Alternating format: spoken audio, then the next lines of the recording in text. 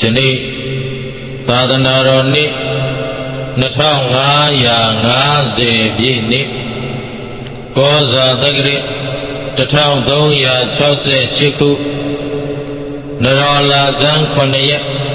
2006ခုနှစ်17လပိုင်း26ရက်နေ့ညကျေးဇူးတော်ရှင်ဧကမဟာပန္တိတမိုးကုတ်ဆရာတော်ဘုရားကြီးဤတရားဌာနဖားကန့်မြို့နယ်လုံခင်းကြီးရွာအမေရိကန်ယာမပရိယတ္တိစာသင်တိုက်တော်ကြီးအတွင်းရှိလောကပါဠဓမ္မဗိမာန်တော်ကြီး၌အမေရိကန်ယာမကျောင်းတိုင်းဆရာတော်ဘုရားကြီးနှင့်တကွဖားကန့်မြို့နယ်ဂောစကန်အတွင်းတရင်သုံးနေထိုင်တော်မူကြကုန်သောဘုရားမှုရှိသောသံဃာတော်ရှင်သူများအပေါင်းတို့အားဥထိပ်ပန်ဆင်လျက်မြို့မိမြို့ဖလူကြီးမင်းများအားအမှုထား၍ဖားကန့်ကြောက်ဝိုင်းမိသားစုနှင့်မြို့နယ်သူနယ်သားအပေါင်းအားလုံးတို့နှင့်တကွလုံခင်းကြီးရွာဥက္ကဋ္ဌဦးနေမျိုးစောတို့ဦးနေမျိုးစောနှင့်အတူကာသူရွာသားအပေါင်းတို့မှစုပေါင်းဆင်ရင်ကျင်းပပြုလုပ်အပ်သောသမဗုဇနိယအခါကာလတရားတော်နာကြောရောက်လာကြသောယောဂီသူတော်စင်များအားလုံးစိတ်ချမ်းသာခြင်းကိုယ်ဤကျမ်းမာခြင်းပြည့်စုံစွာနဲ့ဘုရားတို့ဟောပြောပြသမဲ့သစ္စာတရားများကိုနာလဲနာနိုင်ကြပါစေနာတဲ့အတိုင်းလဲသိကြပါစေသိတဲ့အတိုင်းလဲဒီဘဝဒီခန္ဓာမစွန့်ကြခင်သန္တရာဒုက္ခလက်စသိမ့်နိုင်သောပုဂ္ဂိုလ်တို့ပုဂ္ဂိုလ်များများဖြစ်ကြပါစေလို့ရှေးဥစွာမေတ္တာပို့သပေးလိုက်ပါတယ်နော်သစ္စာတရားတော်တို့ကိုဟောကြားရ၌သိရမှန်ကမကြံရအောင်လုံးဝဆုံးလင်းအကုန်အစင်သိမြင်တော်မူသောဗဗ္ဗညုတဉာဏ်တော်ရှင်ဗုဒ္ဓံမြတ်စွာဘုရားသခင်ကိုယ်တော်မြတ်ကြီးဤဂုဏ်တော်ကျေးဇူးတော်မြတ်စွာဘုရားသခင်ကိုယ်တော်မြတ်ကြီးကောင်းစွာဟောကြားဆုံးမတော်မူခဲ့၍ဆုံးမတော်မူသည့်အတိုင်းလိုက်နာကျင့်ဆောင်သောပုဂ္ဂိုလ်အပေါင်းတို့အားကျင့်ဆောင်သူတို့အလျောက်အခါလင့်သောအကျိုးကျေးဇူးအထူးတို့ကိုပေးစီတတ်သောဓမ္မတရားတော်မြတ်တို့ဤဂုဏ်တော်ကျေးဇူးတော်မြတ်စွာဘုရားသခင်ကိုယ်တော်မြတ်ကြီးအဆုံးမဓမ္မဒေသနာတော်တို့အားယနေ့တိုင်းအတော်ရှိတည်တံ့ခိုင်မြဲအောင်အစီအဆက်ထိမ့်သိမ့်စောင့်ရှောက်တော်မူလာကြကုန်သောသံဃာသံဃာတော်မြတ်အပေါင်းတို့ဤဂုဏ်တော်ကျေးဇူးတော်နှင့်တကားဥစဉ်အားဤသစ္စာ၄ပါးမြတ်တရားတော်တို့ကိုကိုယ်တိုင်လည်းနာကြားသိရှိနိုင်အောင်ယောဂီပေါင်းသူတော်ကောင်းတို့အားလည်းယခုကဲ့သို့တဖန်ပြန်လည်ဟောပြောညွှန်ကြားပြသနိုင်အောင်ဤပေးလမ်းပြသွန်သင်ဆုံးမပေးတော်မူခဲ့ကြသောဘဝတစ်ပါးသို့ကွယ်တော်နှိစ္စရောက်သွားကြပြီဖြစ်သောမွေးသဖခင်ကျေးဇူးရှင်နှင့်မွေးသမိခင်ကျေးဇူးရှင်ကြီးတို့၏ဂုဏ်ကျေးဇူးဆရာသခင်ဖြစ်တော်မူသောကျေးဇူးတော်ရှင်ဧကမဟာပန္တိတမိုးကုတ်ဆရာတော်ဘုရားကြီးဤသီလဂုဏ်သမာဓိဂုဏ်ပညာဂုဏ်တို့အားပူဇော်သောအဖြစ်၎င်းကျေးဇူးဆက်သောအဖြစ်၎င်းဥသိမျက်မှောက်သို့ယနေ့တရားနာကြွရောက်လာကြသောသန္တရာဤဆွေတော်မျိုးတော်အပေါင်းတို့အား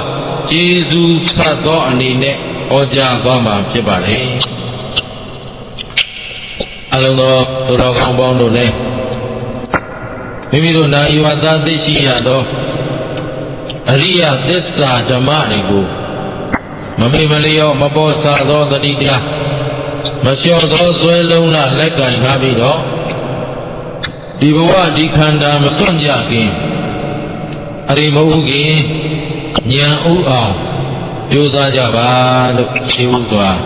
လေးစားစွာနဲ့တက်တွန်းပါတယ်နော်ကဲအားလုံးအသိမဟုတ်ခင်ဘာဟုအသိမဟုတ်ခင်ဒါကျေးဇူးရှင်ဘုရားဆရာတော်ဘုရားကြီးရဲ့ထူးခြားတဲ့ဩဝါဒဒီအဖြစ်မာဒန်တစ်ခုလို့ဒီလိုမှတ် အသိမဥခင်ဉာဏ်ဥကိုဘာလို့ကျေးဇူးရှင်ဆရာတော်ဘုရားကြီးကရေးတကြီးမှာရတယ်လေသူတရားတိတ်ခွေတွေမှာပြန်စစ်ကြည့်ဒီစကလုံးဟာချိန်ပေါင်းများစွာတတိပေးခဲ့အဲ့တော့အသိမဥခင်ဘာဖြစ်လို့ဉာဏ်ဥရမလဲဒီခင်ဗျားတို့ဘယ်လိုဖြေမလဲဉာဏ်ဥကိုလိုသလားဘာဖြစ်လို့လိုတာ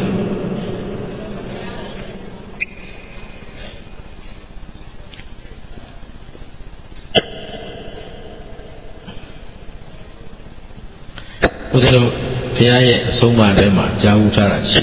အတ္တဟိအတ္တနောနာထောဘု து ကိုဘု து အာကိုကိုဆိုတော့ကိုလို့ပြောတော့ဒီကိုဆိုတဲ့ဟောဒီခန္ဓာကြီးကိုအာကိုလို့ပြောတာလားဒီယုတ်ကြီးကိုအာကိုခိုင်းတာလားဒါဖြင့်ဒီနာကိုအာကိုခိုင်းတာလားဒါဖြင့်ဘာအာကိုခိုင်းတာအဲ့ဒီမှာရှိပေါ်လာအတ္တဟိအတ္တနောနာထောဘုရားပြောခဲ့တဲ့စကားတရိပ်ဘာသာပြန်ရင်တော့ကိုယ်ဘာသာအယူဆနဲ့ပေါ့ဒါကလည်းအယူဆပြောတာအဲ့တော့စာရိပ္ပဒီမှာရှိတယ်ပါဠိတစ်ချက်အနက်10တွေဆိုတော့ပါဠိကအနက်တွေများလွန်းလို့10မျိုးလောက်ပြန်လို့ရတယ်ဒီလိုလားဆိုတော့ဟုတ်ပါပါဠိတော်စကားလုံးရဲ့အနက်အဓိပ္ပာယ်ကသူပြောရင်းအဓိပ္ပာယ်ကတော့တစ်မျိုးပါသို့တော့နားလည်အောင်မိမိတို့ဘာသာအလိုက်ဘာသာပြန်ကြတဲ့အခါမှာတတ္တဝါတွေနားလည်အောင်ကိုယ်လူမျိုးတွေနားလည်အောင်အဓိပ္ပာယ်ဖွင့်ဆိုချက်တွေအမျိုးမျိုးပြုပြင်ပြောင်းလဲပြီးဆိုရတော့အနက်10တွေဖြစ်ပါတယ်အဲ့ဒီမှာအဲ့ဒီအနက်10တွေကိုကိုယူခြင်းသလိုယူကိုကောက်ခြင်းသလိုကောက်ပြီးကိုကြိုက်သလိုလုပ်လိုက်ရင်အမှန်ဖြစ်မလားမဖြစ်နိုင်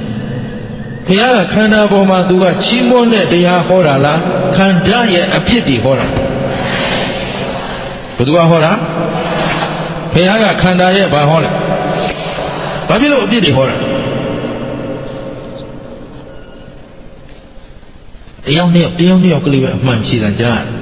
ခုနညံမှာလည်းတယောက်ဖြေတာကြားတယ်မကြားလို့မဟုတ်ကြားတယ်သို့တော့အများကိုငဲ့ပြီးတော့ပြောနေရလို့ပြန်ပြောရဆရာတော်ဘုရားကြီးကလည်းမိတ်ရှိလိုက်မင်းပြောเสียရှိတာလွတ်လွတ်လပ်လပ်ပွင့်ပွင့်လင်းလင်းသာပြောကွာတကားဒကမတွေက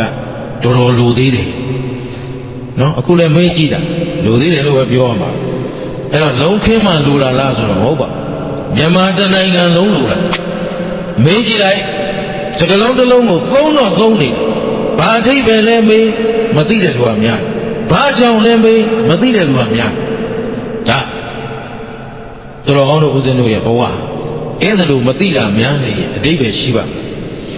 လူဖြစ်ကျိုးတတ်ပါအေးအဲ့တော့ဘုရားရှင်ကိုရမကြီးခန္ဓာရဲ့အပြစ်ဟောရတာကခန္ဓာမှာကောင်းခွင့်ကိုမရှိလို့အပြစ်ကြီးဟောရတယ်ဟုတ်ပြီနော်တို့တော့အပြစ်ကိုဘာလို့များများပြရတယ်လဲဆိုတော့ခင်ဗျားတို့ကျွတ်တို့ကတသံတရားလုံးဟောဒီခန္ဓာအပေါ်မှာตายရသလားမตายရဘူးရောက်ရဘဝရောက်ရခန္ဓာကိုဘာဖြစ်လဲခွေးရလည်းခွေးဘဝကိုနတ်ကလည်းနတ်ဘဝကိုနွားကလည်းနွားဘဝကိုနွားလည်းကောင်းပြီသိချင်သလားဆိုမသိချင်ဘူးဘယ်လိုကျွတ်တို့ကဘာဖြစ်နေတာလဲတကယ်တော့ตายရစရာကြီးလားနှိမ့်ဆက်နေတဲ့ခန္ဓာဒုက္ခသပိလနာထောကိဉ္ယာပုဂ္ဂိုလ်ခေယပုဂ္ဂိုလ်ကိုညာတာမဖက်အမြဲနှိမ့်ဆက်တတ်တဲ့သဘောခန္ဓာဆိုတာနှိမ့်ဆက်ခန္ဓာဆိုတာဘာဖြစ်လဲခုမွေးလာကြတဲ့ခင်ဗျားတို့ဒီခန္ဓာအကျိုးခံစားနေရတာလားခန္ဓာကိုပြုစုနေရတာအမေတို့ကျိုးတောက်ရတဲ့အချိန်ကစပြီးတော့တခါတည်းကျင်ကြီးကျင်ငယ်အလေးလေးနဲ့ပြုစုလာလိုက်ရတာဒီနေ့ဒီချိန်မပြုစုရတဲ့ပုဂ္ဂိုလ်ဘယ်ချိန်ကြီးပြုစုရမှာဒီခန္ဓာတော့သိတဲ့အချိန်သိပြီးရင်နောက်တစ်ခန္ဓာရရင်နောက်ခန္ဓာအတွက်ဆက်ပြီးပါလို့အောင်ကြင်ကြည်တာပြုစုတာပြုစုရတဲ့သူကငါတို့အတွက်ကောင်းကျိုးလူပြိုလန်းဆန်းအားအင်ပြည့်ဖြိုးလာတာလားအိုမင်းရည်ရော်လာတာလားကဲကြွေးကြိုးမိုးကြိုးနိုင်ရလားဒါဖြင့်ဒီခန္ဓာဆိုတာဒီချမ်းသာပေးတာလားဆင်းရဲပေးတာလားပိလန္တထနှိမ့်ဆက်တတ်တဲ့သဘောဟုတ်ပြီနော်သင်္ကတတပြုပြင်နေရတဲ့သဘောဘာလို့နေရလဲခန္ဓာကြီးကအမြဲတမ်းမဖြစ်နေပြုပြင်နေရတယ်တန်တာပဋ္ဌလောင်မြိုက်ရှင်းခံရတဲ့သဘောဘာလဲကိလေသာမိဒုက္ခမိတို့ဤညီညီတောက်လောင်အမြဲခံနေရသောအ내သဘောဒီ၎င်းဟောခ ခန္ဓာကြီးဟာဇာတိဇရာဗျာတိမရဏမီးလောင်မနေဘူးလားကိုကိုစမ်းကြည့်ဘယ်တော့ရသည်ဟုလို့အေးနေကိုခန္ဓာကိုယ်လေးကမဖြစ်ဘူးနေတယ်အဲ့ဒါလောင်နေတာအဲ့ဒီအပူမီးကြောင့်တရက်ပြိုးလာသလားအိုလာသလားအိုပြီးရင်နာမယ်နာပြီးရင်ဒီပြီးရပဲလောင်သွားတာရှင်းတယ်နော်ဒါလည်းလားဆိုတော့တနေ့ပြန်ကြည့်လိုက်တော့လေတောကမီးတွေရောမလောင်လားပရိဒေဝမီးတွေရောလောဘဒေါသမောဟမီးတွေရောဩဒါဖြစ်တာဒီခန္ဓာကြီးကဘာဖြစ်နေတဲ့ခန္ဓာလောင်မြိုက်နေတဲ့ခန္ဓာမီးလောင်နေတဲ့ခန္ဓာဘာဖြစ်နေလဲရှင်းသလားတနေ့ကိုသွားကြလာကြလုံးခင်းကလူကဖားကန်သွားဖားကန်ကလူကလုံးခင်းလာဟိုးဗါတဲ့စိတ်မူသွားလို့သွားဘာလို့ကြလို့ဆိုတော့ဒါလောဘမီးလောင်လို့ပတ်ပြေးနေကြတာဘောပါလားမီးလောင်ပြင်းကြီးထဲမှာဟုတ်ပြခင်ဗျားတို့ရှင်းသလားဘယ်ထဲမှာဗာမီးတွေလောင်တယ်လောဘမီးဒေါသမီးမောဟမီးလောကပရိဒေဝဒုက္ခဒေါမနတမီးတွေမလောင်လားအေးအဲ့ဒါအခုခင်ဗျားတို့ဒါမီးလောင်ပြင်းတွေကခဏရုံထွက်လာတယ်တရားပွဲဆိုတာမီးလောင်တဲ့နေရာလားမီးငိမ့်တဲ့နေရာအေးလုံးခင်းရွာတဲ့တွေမှာဝင်လာတဲ့ခါကျအိုးလမ်းပေါ်လူတွေများလိုက်တာလူတော်စီးတယ်နော်စီးတယ်ဒါပေမဲ့ဓမ္မယုံနဲ့ရောက်လာတော့အပြင်ကလူတော်မရှိအဲ့လိုပြန်ကြည့်လိုက်တော့မီးလောင်ကျင်တဲ့လူနဲ့မီးငိမ့်ကျင်တဲ့လူဘယ်တည်းကများနေရှင်းတတ်ကြလားအခုခင်ဗျားတို့ခန္ဓာဘာဖြစ်ခံနေရတော့ကဲအဲ့ဒါသိတဲ့ဘဝမှာငြိမ်းတတန်တရားလုံးကလောင်လို့လောင်နေမှန်းကိုမသိတာပါခေါ်လဲဟောအဲ့ဒီကစတာပဲတို့တန်တရားကဘယ်ကစလဲသိလားမသိဘူးလားဘသူအကြောင်းမသိတာခန္ဓာအကြောင်းရှင်းပြောရင်ကိုယ်အကြောင်းကိုရှင်းတတ်ကြလားတဏ္ဍပဋ္ဌပြီးတော့ဝိပရိနာမထာဝိပရိနာမထာဆိုတာငကိုခန့်ခိုင်မတည်နိုင်ပဲအမြဲရိမ့်ရိုင်ပြိုကွဲပြည့်စည်နေတဲ့သဘောတဲ့ဆိုတော့ဒုက္ခန္တာကြီးကငကိုကလေးကရင်ခိုင်ခံခြင်းအမေဝမ်းကောင်းကလေးချွတ်လာကလေးကရင်တပြေးပြေးတိုးတက်လာလားပြည့်စည်တာနုပြိုနေတဲ့လန်းဆန်းနေတဲ့နုနေတဲ့ရုပ်ကလေးတွေကတဖြည်းဖြည်းရင့်လာဆိုတာဘာဖြစ်တော့ဟိုရာပဲရှင်းသလားဒါဖြင့်ဒီထဲမှာမအိုသေးတဲ့လူဒါမှမဟုတ်အိုရာကမနေ့ကပြောခဲ့တယ်နော်မနေ့ကဗာတရားဟောခဲ့တော့နောင်မကြစီနဲ့ဘာဖြစ်လဲအိုရာကနာယာမရောက်ခင်အိယာဖျာကမလဲခင်လောက်ကြမပြောခဲ့ဘူးလားအဲ့တော့ဟောဒီခန္ဓာအကြောင်းကိုသိတဲ့ပုဂ္ဂိုလ်ဟာခန္ဓာအပေါ်မှာခင်အောင်မလားမခင်ရင်သမုဒိယသစ္စာလားမလားသမုဒိယသစ္စာမလားရင်ဒုက္ခရအောင်မလားတန်တရားတစ်ခွန်းမှာတို့သမုဒိယလှုပ်လို့သမုဒိယအလုတ်သမားသမုဒိယလှုပ်လို့ဘာဖြစ်လို့သမုဒိယသာကင်းရင်ဒုက္ခရှင်းမရှင်းအဲ့တော့သမုဒိယကင်းဖို့ဆိုတာလေဘာရှိမှကင်းမှာဉာဏ်ရှိမှဆိုတော့ဉာဏ်ကလည်းဒီဘသူအကြောင်းသိရမှာလို့မေးခန္ဓာအကြောင်းတကယ်အရင်ကခင်တွယ်နေတာဘသူခန္ဓာတော့ကိုယ်ခန္ဓာကိုခင်တွယ်နေတာအဲ့ဒီခင်တွယ်ရာကစတာပဲငါရှိတော့ငါသားသမီးလည်းရှိလာငါရှိတော့ငါဥစ္စာလည်း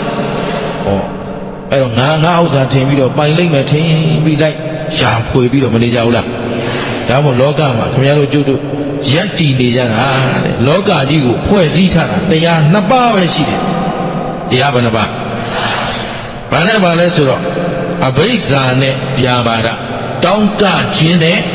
ကြောင်းကြခြင်းပြန်ပြောကဲဦးဇင်းတို့တော်ကောင်းတို့မိသားစုတွေရက်တည်နေတာဘာနဲ့ပါတော့တောင်းတခြင်းနဲ့ကြောင်းကြခြင်းလုံးခင်းကြီးရွာကြီးရက်တည်နေတာဟာကံမြို့နယ်ကြီးရက်တည်နေတာကြားပါတယ်ဗျာတကဘာလုံးရက်တည်နေတာရှင်းလားဒါလေးနဲ့မျောတလင်းလေးနဲ့အလုပ်လုပ်နေကြတာပဲဟုတ်ပြီနော်ကဲဒါပြင်ခင်ဗျားတို့ဘာဖြစ်လို့တောင်းတနေတာဒါပဲပေါ့လူချင်းတယ်ဆိုတာဘယ်သူရမှထင်လို့ကိုရမယ်ထင်လို့ဟုတ်ပြီနော်အဲ့တော့ဘာဖြစ်လို့တောင်းတတာလဲလို့မေးရင်ပိုင်မယ်ထင်လို့တောင်းတတာရှင်းသလားဘာဖြစ်လို့တောင်းတတာပိုင်မယ်ထင်လို့တောင်းတတာကြောင်းကြမှုရောမရှိဘူးလားမရှိတော့တောင်းတတယ်။ဒါခင်ဗျားတို့ဟာမရှိတော့ရှိအောင်ရှားရတယ်ရှိပြီးတော့ဘာလို့လို့ဆိုတော့ မရှိတောင်းတဘယ်ဟာကောင်းတော့ဘယ်ဟာမှမကောင်းတော့စွန့်နိုင်သလားဆိုတော့ဘယ်လိုကြဟမ်ဘာလို့မစွန့်နိုင်လဲဉာဏ်ကိုမရှိဘူးဘာဖြစ်လဲရှင်းသလားကိုယ်ကဒီလိုနှိမ့်ဆက်နေတဲ့ခန္ဓာကိုစွန့်နိုင်သလားဆိုတော့မစွန့်နိုင်တရားနဲ့15မိနစ်ထိုင်နေတာတွန့်နေသဘောပါသလားဘာမရှိတာဉာဏ်ဆိုတာဘာလဲ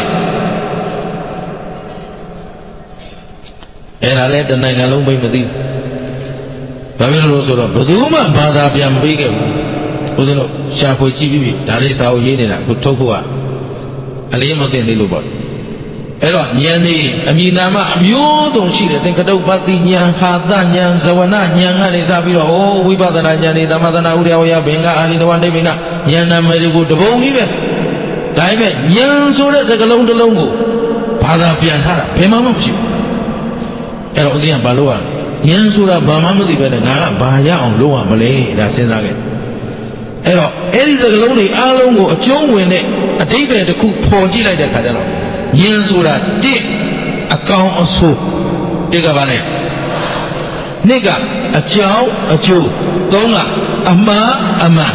အကောင်အဆိုးအကြောင်းအကျိုးအမှားအမှန်ကိုပိုင်းခြားသိတာဉာဏ်မှတ်ထားဉာဏ်ဆိုတာဘာခေါ်လဲအကောင်အဆိုးအကြောင်းအကျိုးအမှားအမှန်ကိုပိုင်းခြားသိတာဉာဏ်ဒါများသွားမှဆိုလို့ဒီတိုင်းလေးထားတာနောက်တစ်ချက်ပြန်သေးတယ်ဆင်းရဲချမ်းသာဒါပေမဲ့ဒါကနောက်ပိုင်းသစ္စာစိုက်ရင်ပြီးသွားလိမ့်အဲ့တော့ဉာဏ်ဆိုတာအကောင်အဆိုးအကြောင်းအကျိုးအမှားအမှန်ပိုင်းခြားသိတာဉာဏ်လို့ဆိုတော့ဉာဏ်ရှိအောင်ဘယ်လိုလုပ်မလဲအကောင်အဆိုးခွဲခြားနိုင်အောင်လုပ်ရမှာဟုတ်ပြီနော်အဲ့တော့အကောင်ဆိုတော့ကုသိုလ်နဲ့အကုသိုလ်ကုသိုလ်ဆိုတာဘာလဲလုံးပြန်ပြီလုံးခင်းနော်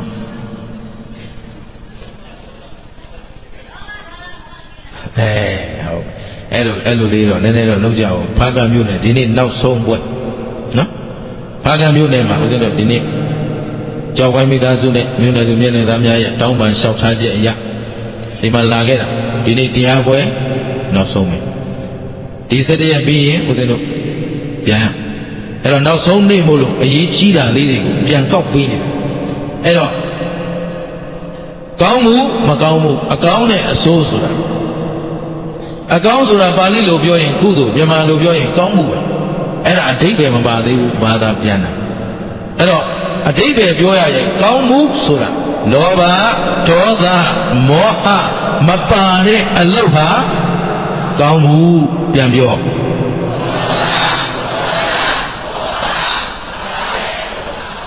အဲ့ဒါကုသိုလ်ပဲကောင်းမှုဆိုတာကုသိုလ်ကုသိုလ်ဆိုတာကောင်းမှုပဲဟုတ်ပြီနော်ဘာမပါတဲ့အလုပ်လောဘဒေါသမောဟမပါတဲ့အလုပ်ဘယ်နှမျိုးလို့ဘာလဲကာယကံဝစီကံမနောကံအေးလို့ထင်တယ်နည်းနည်းထုံထုံထိုင်းတိုင်းဖြစ်လူတွေမဟုတ်ဘူးစက်ကပါထုံကျင်းနေပြီကဟောမှရတော့နော်အဲ့တော့လောဘဒေါသမောဟမပါတဲ့အလုပ်ဘယ်နှမျိုးလဲဘာလဲကာယကံဝစီကံမနောကံမှတ်ပြီနော်ဒါဖြင့်လောဘဒေါသမောဟပါတဲ့အလုပ်ဆိုရင်အကုသိုလ်မကောင်းမှုဖြစ်မယ်အဲ့ဒါအကောင်းဆိုးဝေဖန်နောက်တစ်ခုကအကြောင်းနဲ့အကျိုးနောက်တစ်ခုကဘာလဲအကြောင်းနဲ့အကျိုးဆိုတော့တို့မှာဒီဘဝဒီခန္ဓာကြီးရလာကြတဲ့ကရင်စားဝတ်နေရေးဖြည့်ရှင်းပြီးတော့မနေရဘူးလားအဲ့တော့စားရေးဝတ်ရေးနေရေးအတွက်ဥစ္စာဒနာမလိုဘူးလားကျမ်းမာရေးကောင်းဖို့မလိုဘူးလားအန္တရာယ်ကင်းဘေးရှင်းဖို့မလိုဘူးလားဟုတ်ပြီနောက်စိတ်ချမ်းသာကိုယ်ချမ်းသာရှိဖို့အဲ့မှာအပိုင်း၃ပိုင်းရှိဥစ္စာဒနာယာသူကုန်သိမ့်ပြည့်စုံမှုကတစ်ပိုင်းနောက်ကျမ်းမာနဲ့အန္တရာယ်ကင်းဘေးရှင်းမှုကတစ်ပိုင်းဟုတ်ပြီနော်နောက်ကိုယ်ချမ်းသာစိတ်ချမ်းသာနေနိုင်မှုကတစ်ပိုင်းအပိုင်းဘယ်နှပိုင်းတို့သုံးသားတစ်သက်လုံးတို့လုပ်နေတာဒီကိစ္စ3ရက်အတွက်လုပ်နေတာဟုတ်ပြီနော်သို့တော့လောက်ကလုပ်နေကြတာဒီလိုရည်ရွယ်ချက်ရှိသလားဆိုရှိပါဘူးလှုပ်ရိုးလှုပ်စိမ်မှုလို့ရမ်းလုပ်နေရှင်းလိုက်ဒီရောကျင်တတ်သလား ဘယ်သူမှသတ်မှတ်ချက်မထားဘူးဥစ္စာဒနာအတွက်လည်းမစင်စားပါဘူးရှားတာရှားနေတာရရင်သုံးမယ်ဖြုံးမယ်ကျမ်းမာရေးအတွက်ကနေကောင်းလုပ်မယ်မကောင်းလို့မကောင်းသလိုနေလိုက်ဟုတ်ကဲ့လားဥစ္စာဒနာမှာလည်းအကြောင်းရှိလောကမှာဥစ္စာဒနာပြည့်စုံသူရှိသလိုမပြည့်စုံသူလည်းရှိတယ်ပေါ်များသူရှိသလိုရှားပါသူလည်းရှိတယ်လောကမှာယာရုဂုံသိမ်ပြည့်စုံတဲ့လူရှိသလိုယာရုဂုံသိမ်မရှိတဲ့လူလည်းရှိတယ်အမျိုးမျိုးကွဲပြားပြီးမနေဘူးလားအဲ့တော့အဲ့ဒီဥစ္စာဒနာယာရုဂုံသိမ်ရှိခြင်းမရှိခြင်းရဲ့အကြောင်းရင်းပါလဲလို့ဆိုရင်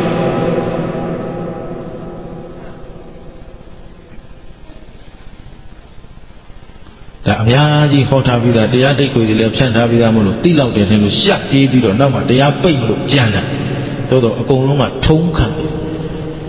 နော်ဒီလိုဉာဏ်မျိုးနဲ့တော့လူဖြစ်ကျိုးနှပ်ဖို့မမြင်ဘူးနော်အဲ့တော့မှတ်ထားဥစ္စာပစ္စည်းပြည့်စုံခြင်းမပြည့်စုံခြင်းယာရုဂုံသိမ်းရခြင်းမရခြင်းရဲ့အကြောင်းရင်းဟာဒါနဥစ္စာပစ္စည်းပြည့်စုံခြင်းမပြည့်စုံခြင်းရဲ့အကြောင်းရင်းဟာဘာသာနော်ပစ္စည်းဥစ္စာရှာဖွေလို့ရတယ်မရဘူးဆိုတာဘယ်အကြောင်းပေါ်မှာမူတည်လဲအေးဒါနမျိုးစိတ်အောင်ခဲ့ရင်ပစ္စည်းဥစ္စာပေါ်များမယ်ဒါနမျိုးစိတ်မအောင်ခဲ့ရင်ပစ္စည်းဥစ္စာရှားပါမယ်ဘယ်တင်းမှသွားမမေးနဲ့ဘယ်သူမှမအောင်ဟောနိုင်ဘူးဘုရားပြောထားတယ်မင်းဒါနမျိုးစိတ်ရှိရင်ဥစ္စာရှာလို့ရမယ်ဒါနမျိုးစိတ်မရှိရင်ဥစ္စာရှာလို့မရဘူးဖြတ်ချင်တဲ့တော့ပြဖြတ်တိုင်းရှုပ်ရှင်းသလားခေါင်းလို့လည်းမရလောင်းလို့လည်းမရကြည်တယ်နော်ဘာမရှိလို့လဲဒါနမျိုးစိတ်မရှိလို့အဲ့တော့ဘယ်သူတွေဖြတ်လိုက်တာတောင်းကြောက်ကလေးဝယ်လို့တာသိန်းများစွာရသွားတယ်ဒီလိုများငါတို့ရမလားဆိုတော့ကိုယ်ဒါနမျိုးစိတ်ရှိမှရမှာဒါနမျိုးစိတ်မရှိဘုရားမိုးကုတ်မြို့မှာကောကိုဖားကရမြို့မှာကောတာရကတွေအများကြီးရှိမိုးကုတ်မှာဘာတစ်ခုမှမလုပ်ရဘဲနဲ့အလိုလိုချမ်းသာသွားတာဒီတမုံကြီးရှင်းနော်အဲ့အလိုလိုချမ်းသာသွားတာသူဒါနမျိုးစိတ်အောင်ခဲ့လို့ပတ်စံသုံးလေငွေဝင်လေဂါကြီးဦးမြမောင်ဆိုတာတယောက်ရှိတယ်မိုးကုတ်မှာနာမည်ကြီးအဲ့တော့ तू ကဟိုးမူးခစ်ပဲခစ်ကြရသူ့အမေကတနေ့ကိုမုံဘိုး1000ပေးတယ်အဲ့ဒါကိုအောင်သုံးတယ် तू ပတ်စံသုံးလေနောက်ကဝင်လေပဲဂါဘာအောင်ခဲ့လား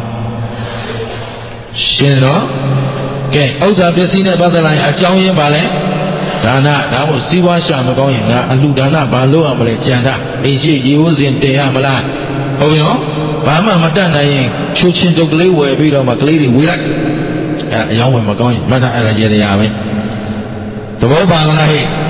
အဲ့တော့ဥစ္စာပစ္စည်းကဘာနဲ့မှရတယ်ဒါနမျိုးစိတ်အောင်မှရတယ်အဲ့တော့ပစ္စည်းဥစ္စာပေါ်များခြင်းရင်ဘာများများလို့ရှင်းတတ်လားကောင်းပြီအန္တရာယ်ကင်းခြင်းဘေးရှင်းခြင်းသူတော်တို့အလိုရှိမရှိအနာရောဂါကင်းတာရောအလိုမရှိဘူးလားတချို့ကအနာရောဂါကင်းတယ်တချို့ကအနာရောဂါမကင်းဘူးအနာရောဂါပေါ်တယ်လူရောမရှိဘူးလားအဲ့ဒီအနာရောဂါများခြင်းနည်းခြင်းအန္တရာယ်ကင်းခြင်းမကင်းခြင်းရဲ့အကြောင်းရင်းကသီလအဲ့တော့အကြောင်းမှန်ကိုသိရအောင်အဲ့တော့ကိုယ့်အကိုသီလမကောင်းလို့ယောဂရနေတာကိုဘယ်သူကပဲပြုစားသလိုလိုဘေးအိမ်ကပဲမနာလိုလို့လှုပ်သလိုလိုသဘောပါလားအနာယောဂရဲ့အကြောင်းရင်းဟာပါလေသီလမှတ်ထားမသိမချင်းရှင်းတော့ဘယ်အကြောင်းရင်းမှမမေးနဲ့ကျွန်တော်သားလေးဘာလို့အသက်တိုးသွားလဲဆိုသီလမကောင်းလို့အသက်တိုးသွားတယ်ရှင်းလားနောက်ကိုယ်စိတ်နှစ်ပါးချမ်းသာခြင်းဘုရားတော်တို့ကိုရောစိတ်ပါချမ်းသာခြင်းအလိုရှိသလားမရှိဘူးလားတတ္တဝါတိုင်းချမ်းသာတာမနေကြဘူးလားအဲ့တော့ကိုရောစိတ်ပါချမ်းသာဖို့ဆိုတာပစ္စည်းဥစ္စာပြည့်စုံတိုင်းချမ်းသာသလားယာဓုကြီးတိုင်းပေါ့ဂုဏ်ရှိတိုင်းပေါ့ဒါဖြင့်ချမ်းသာခြင်းအစစ်အမှန်ကိုသိဖို့မလိုဘူးလားအေးကိုရောစိတ်ပါချမ်းသာခြင်းရဲ့အကြောင်းရင်းဟာဘာဝနာကိုယ်စိတ်နှစ်ပါးချမ်းသာခြင်းရဲ့အကြောင်းရင်းဟာဘာဝနာအလုပ်အာမထုတ်ဖူးပဲ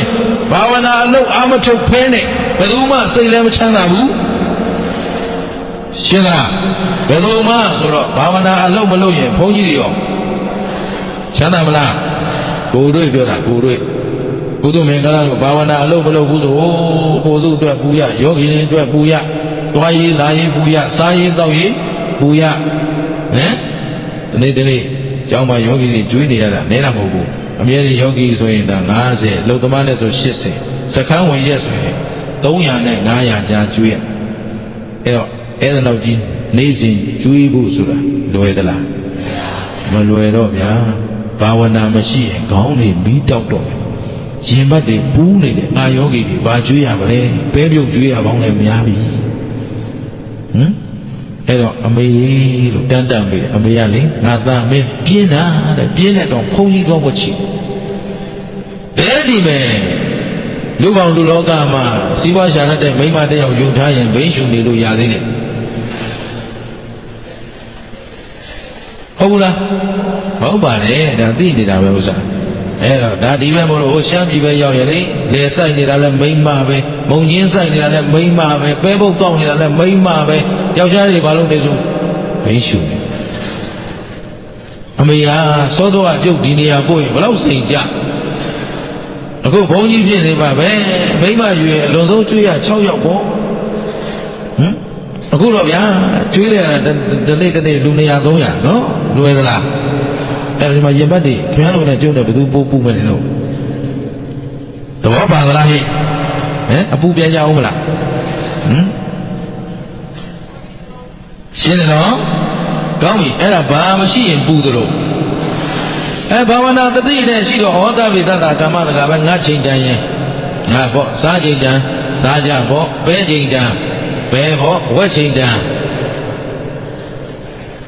ပြီးတော့မအေးဘူးလားအေးတယ်ဘုန်းကြီးဟင်းလည်းမကောင်းဘူးအေးမင်းတို့ကံပဲကုသိုလ်ရှင်မရှိရင်တော့ရှိတာနဲ့စားသဘောပါလားငါလည်းကံနဲ့စားတာယောဂီတဲ့ဘာမှအခွင့်အရေးတစ်ခုပုံမယူယောဂီချင်းမောင်ရင်ကျွေးရင်ကျုပ်လည်းချင်းမောင်ရင်စားတာပဲသဘောပါလားဟိအေးကိုယ်စိတ်နှပါချမ်းသာခြင်းဟာပဲပေါ်မှုတည်တယ်အေးအဲ့ဒါအကြောင်းရင်းနောက်ကိုဘာပဲစီစစ်စီးပွားဥစ္စာမပြည့်စုံရင်ဘာကြောင့်လဲစီးပွားဥစ္စာရှာမကောင်းရင်ဒါနမျိုးစိနဲခဲ့လို့ရှင်းနော်အနာယောဂများနေရင်သီလမျိုးစိနဲခဲ့လို့သီလမကောင်းခဲ့လို့ကိုယ်စိတ်တစ်ပါးဆင်းရဲနေဘာဝနာအသိမရှိလို့ရှင်းသလားဒါဖြင့်အသိဉာဏ်ရှိရင်အဖက်ဖက်ကပြည့်စုံအောင်လုပ်လို့ရမရဒါမို့အသိမဟုတ်ခင်ဒါမို့ဘုရားရှင်ကိုယ်တော်မြတ်ကြီးကဇာယထဘိက္ခဝေမာပမာဒတ္တပစ္စာဝိပရိသာရိနောအဟုဝဋ္ဌဘိက္ခဝေငါဤစေတတတိများတို့ဇာယထဝိပဿနာရှုကြဘာရှုကြစိတ်ရောကိုယ်ရောချမ်းသာဖို့ဆိုတာဘယ်အလုပ်ပဲရှိဝိပဿနာအလုပ်ပဲရှိအဲလိုလောကဓာတ်အပေါင်းကလွတ်ဖို့ရှင်းနော်လောကဓာတ်ဘယ်နှပါရှိလဲ7ပါးလာဘောအလာဘောရသောအရသောနေနာပတန်တဒုက္ခဒုက္ခဆင်းရဲတာချမ်းသာတာလက်ပေါ်တာမပေါ်တာမရှိလားဟုတ်ပြီချွေရနေတာများတာဆိုတော့အဲ့တော့လောကဓာတ်မှာအကောင်းဘက်ကဘယ်နှပါအဆိုးဘက်ကလောကဓာတ်ဆိုတာအကောင်းဆိုတာလားအဆိုးဆိုတာလားအကောင်းကိုလောကဓာတ်ခေါ်ရလားအဆိုးလေးလောကဓာတ်ခေါ်ရလားအကောင်းရောအဆိုးရောဒါဖြင့်ကြောက်ကြီးကြောက်ကောင်းရတာလဲပါလေလောကဓာတ်မေသဘောပါသလားကြောက်ကြီးကြောက်ကောင်းရတာလဲလောကဓာတ်မေကြောက်ဖြတ်လိုက်လို့မအောင်တာလဲအပေါင်းအသင်းများတာလဲပေါင်းအသင်းမရှိတာလဲရှင်းတယ်နော်အဲ့ဒီလောကဓာတ်တွေကကိုယ်စိတ်တိုင်းကြဖြစ်နေတာလားအကြောင်းပေါ်မူတည်နေတာလားအကြောင်းကောင်းမှအကြောင်းမကောင်းရင်အဲ့ဒါလိုဘာဝနာအသိရှိနေရင်တို့ဒီလောကဓာတ်ကိုပူပင်ကြောင်းကြဖြစ်เสียရှင်းသလားဟဲ့ဒါဖြင့်လောကဓာတ်အနိုင်ယူဖို့တရားလုပ်တယ်မလုပ်တယ်အဲဒါကြောင့်ဇာယထဝိပဿနာရှုကြပစ္စာသေရာညောင်ဆောင်လျောင်းဆက်တဲ့ကာလကြမှာနောက်ခါကြမှာဝိပရိသာရိနောနှလုံးမသာရာခြင်းဖြစ်ကြကုန်သည်ဒီကနေ့ကြအခုလောဘဇောဒေါသဇောမောဟဇောနဲ့နေတရားအာမထုတ်ဘူးရင်ဒီကနေ့ရင်နမိတ်တွေလာတော့လောဘနဲ့သိရင်ပဲသွားမယ်ပိဋ္ဌာဖြစ်ဒေါသနဲ့သိရင်ငရဲသွားမောဟနဲ့သိရင်လိစ္ဆာအဲ့ကြအာယုန်တွေလာပြီအဲ့ကြမှာငရဲပြီးတော့ကြည့်နေလာတော့ကဲပါယူပါအောင်လို့ရအောင်မလားအဲ့ဒီကြမှာဝိပရိသာရိနောမင်းတို့ကဲပါယူပါတသာစာနဲ့နှလုံးမသာရာခြင်းဖြစ်ကြကုန်သည်မာအဟုဝတ္ထမဖြစ်ကြစေနဲ့ဒါကြောင့်အတိမဥခင် ခင်ဗျားတို့ကိုကဲနိုင်ယူနိုင်တာဘာမှရှိဒီဉာဏ်မရှိဉာဏ်မရှိရင်ဘာမှကဲလို့မရတရားလည်းမနာဘူးတရားလည်းအားမထုတ်ဘူးတဲ့လူခေါ်ပါတယ်ဦးဇင်းတို့ကမ္ဘာတန်းဆရာဆိုပြီးတော့ဘုန်းကြီးအမေသေးတန်ဖြစ်နေလို့လာပါဦးသွားတယ်အဲ့တော့မင်းအမေတရားအထုတ်ဘူးလားထုတ်ဘူးတရားနာဘူးလားမနာဘူးဒါဖြင့်ငါပါပြောအောင်ပြောရရှိလားသူ့မှာဓက္ခံဉာဏ်မှမရှိဘဲနဲ့ဘာလို့ပေးလို့ရလဲဘာမှလုပ်ပေးလို့မရဘူးဒကမာကြီးတရားရှုဆိုလို့ပြောလို့ရသလားရှုမှမရှုဘူးပဲရှင်းတယ်နော်ဒကမာကြီးအာယုံပြောင်းလိုက်ဆိုတော့ရတာဘာဖြစ်လို့မလုပ်ဘူးတော့သူ့မှာဘာမရှိဘူးခြေတက်ကလိုက်ဒါမို့ဘုရားရှင်ကိုတော်မြတ်ကြီးကအရွယ်၃ပါးမှာတစ်ပါးပါတော့တရားအားထုတ်ရမယ်အရွယ်ဘယ်နှပါအဲ့တော့ခုငါတို့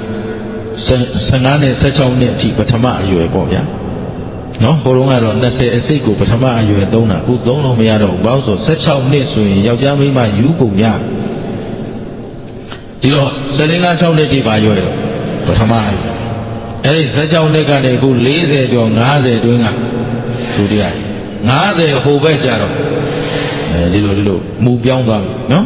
အဲ့တော့အခုအသက်ဘယ်လောက်တန်းလို့ဆိုတော့80တန်း85နှစ်တန်းဟုတ်ပြီနော်85နှစ်တန်းဆိုတာဒါကရေပုံရခြုံပြောတာဒါပေမဲ့ကုလသမဂ္ဂကတွက်ထားတဲ့ကောက်ချက်နဲ့ဆိုရင်ဘုရားတို့ကျိုးတို့သက်က85နှစ်မရှိတော့50ပတ်ဝန်းကျင်ပဲရှိဘယ်လောက်ပဲရှိတော့50ပတ်ဝန်းကျင်မှာများသောအားဖြင့်သေးတယ်အဲ့တော့ကမ္ဘာမှာအသေးဆုံးပြားမြသက်တမ်းကိုကြည့်ရင်35နှစ်မှာသေနေတာလေဘယ်လောက်မှသေမှုရှင်းတယ်နော်အဲ့တော့အသက်85နှစ်တန်းနဲ့တွက်ရင်တပုံပုံလိုက်ရင်အစိတ်စီပုံလိုက်ရင်အစိတ်မှာပထမအရွယ်50မှာဒုတိယအရွယ်85နှစ်မှာတတိယအရွယ်3ပါးမှာတစ်ပါးပါတော့ဘယ်လိုလုပ်ဝိပဿနာလုပ်ပထမအရွယ်လုပ်ဖြစ်ရင်လုပ်ဖြစ်ပထမအရွယ်လုပ်ဖြစ်တာအကောင်းဆုံးပေါ့ဗျာအရွယ်3ပါးမှာဘယ်အရွယ်လုပ်ဖြစ်တာအကောင်းဆုံးတော့ငယ်တုန်းဆိုတော့ကံလဲကောင်းတုန်းဉာဏ်လဲကောင်းတုန်းကံလဲထက်တုန်းရှင်းသလားပထမအရွယ်ကျော်သွားပြီဆိုတပုံကံကတပုံကုန်သွားပြီဒုတိယအရွယ်ဆိုတော့ဒုတိယအရွယ်အလတ်တန်းသားဉာဏ်ပထမအရွယ်မလုပ်ဖြစ်ရင်ဘယ်အရွယ်လို့ဒုတိယအရွယ်မှမလုပ်ရင်တတိယအရွယ်ဒီအရွယ်3ပါးတစ်ပါးမှမလုပ်ဖြစ်ပဲသေကံတိကြမှာကဲပါယူပါအောင်လို့ရှင်းတယ်နော်လုတ်တဲ့ကြောင်းကိုဘုရားရှင်ကိုတော်မြတ်ကြီးဥပမာပေးပြီးတော့ဟောထားခဲ့တာရှိအဲ့ဒါဘာလဲဆိုတော့ဇတ်တော်တစ်ခုနဲ့ပမာပြုပြီးတော့ယဟန်လေးတစ်ပါးကိုအကြောင်းပြုပြီးဟောထားခဲ့အရိဓမ္မနဲ့သောနကဘာလဲလဲဘုရားရှင်ကိုတော်မြတ်ကြီးကခြေသားတော်တဲ့ငါလည်းမသိခင်ကမိုက်ခဲ့တယ်ကွာတဲ့အဲ့ဒီမိုက်ခဲ့ပုံကလေးလောကမှာအသိဉာဏ်ပညာမရှိဘူးဆိုရင်ကိုယ်ဘဝကိုတန်ဖိုးရှိအောင်နေရပါမလားသုံးတတ်ပါမလားမသုံးတတ်ဘူးတဲ့အရွယ်3ပါးလုံးကာမဂုဏ်ခံစားပြီးတော့ကုန်ရင်တော့ဖြင့်ဒီဘဝဟာလူပြေရှုံးတာပဲတဲ့ဒါကြောင့်ခြေသားတို့အရွယ်3ပါးမှာတစ်ပါးပါတော့ဖြင့်ဘာလို့လုပ်အောင်ဝိပဿနာလုပ်အောင်ဘာဖြစ်လို့ဆိုတော့ဝိပဿနာအလုပ်ထက်ခင်ဗျားတို့ကျွတ်တို့ကိုကယ်နိုင်တဲ့တရားရှင်းသလားဟိကိုတန်တရားတစ်ခွင်လုံးခင်ဗျားတို့ကျွတ်တို့ချမ်းသာခဲ့တာလားဆင်းရဲခဲ့တာခန္ဓာမှန်ရင်ဘာသစ္စာဒါဖြင့်လူခန္ဓာကောင်းလားနတ်ခန္ဓာကောင်းလားဘာဖြစ်လို့လဲဒါဖြင့်လူငယ်လူပြိုလူလတ်ခန္ဓာကောင်းလားလူအိုခန္ဓာကောင်းလားဘာသစ္စာလဲအဲ့ဒါတချို့ကလူကြီးတွေကညီးသေးတာဘုန်းကြီးတဲ့အသက်ကြီးတော့မကောင်းဘူးဟောခုထိဉာဏ်ကတုံးရှိသေးတယ်သေကံကြီးဉာဏ်တုံးဘုန်းကြီးတွေရှိလာပြီးတော့ရှင်းလားဟဲ့ဒါကြီးကြီးမှမကောင်းတာမဟုတ်ဘူးမိခန္ဓာကမွေးကြရမကောင်းဘူးရှင်းလားဘယ်တော့မှကောင်းလို့ဘယ်တော့မှမကောင်းဘူးအဲ့ဒါငယ်တော့ကတော့အာရင်ဗလာပြင်းဖြိုးတော့ကန်တဲ့တုံးညာချက်တော့သူ့ဟာသူချော်တော့ငေါ့ပြောနေပြီးတော့ရှင်းတယ်နော်သားနဲ့ပြောသမီးနဲ့ပြောမယားနဲ့ပြောမပြောဘူးလားပြောလာပြီးတော့အခုအာရင်လဲချင်းတဲ့ကန်လဲမွေးညာလဲမွေးမှကဲပါအောင်ဆိုတော့ရမလားသဘောပါတယ်နော်ဒါဖြင့်အချိန်ရှိခိုက်ဘာလို့ရမလဲအချိန်ရှိခိုက်လုံးလာဆိုင်ဘယ်လိုတော့မလဲတို့ခင်ဗျားတို့အိုတော့အိုကြပြီလားမေးအိုနေပြီမကြခင်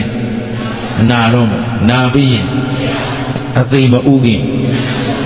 ဘယ်ချိန်လောက်ကြ ဘယ်ချင်းအစလုံးလဲခုချင်းအစလုံးနောက်ကျသွားမယ်နော်တကယ်တော့မနေ့ကစလုံးတင်တာခုမှခင်ဗျားတို့ကစမလို့ပြောလို့ရှိသေးတာဟုတ်လားဘောပါတယ်နော်ဒီကဲဆိုရင်ဘယ်ချင်းအစလုံးမလဲဆိုတပည့်တော်တို့မနေ့ကစလုံးနေပါပြီဆိုရင်ကျုပ်ကသာလို့ခေါ်လိုက်မလို့ခုတော့မိတ်လိုက်သေးတာဘယ်ချင်းစလုံးမဆိုခုချင်းကစနောက်ကျနေပြီရှင်းသလားဟိရှင်းတယ်နော်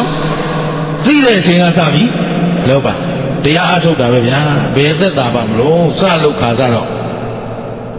ပင်မမလားမပင်မဘူးလားပင်မမှာပေါ့ဒါပေမဲ့ဒီအလုပ်ကဒီပင်မနာလေးဒုက္ခခံလိုက်ရင်ဟိုပဲလွတ်မလွတ်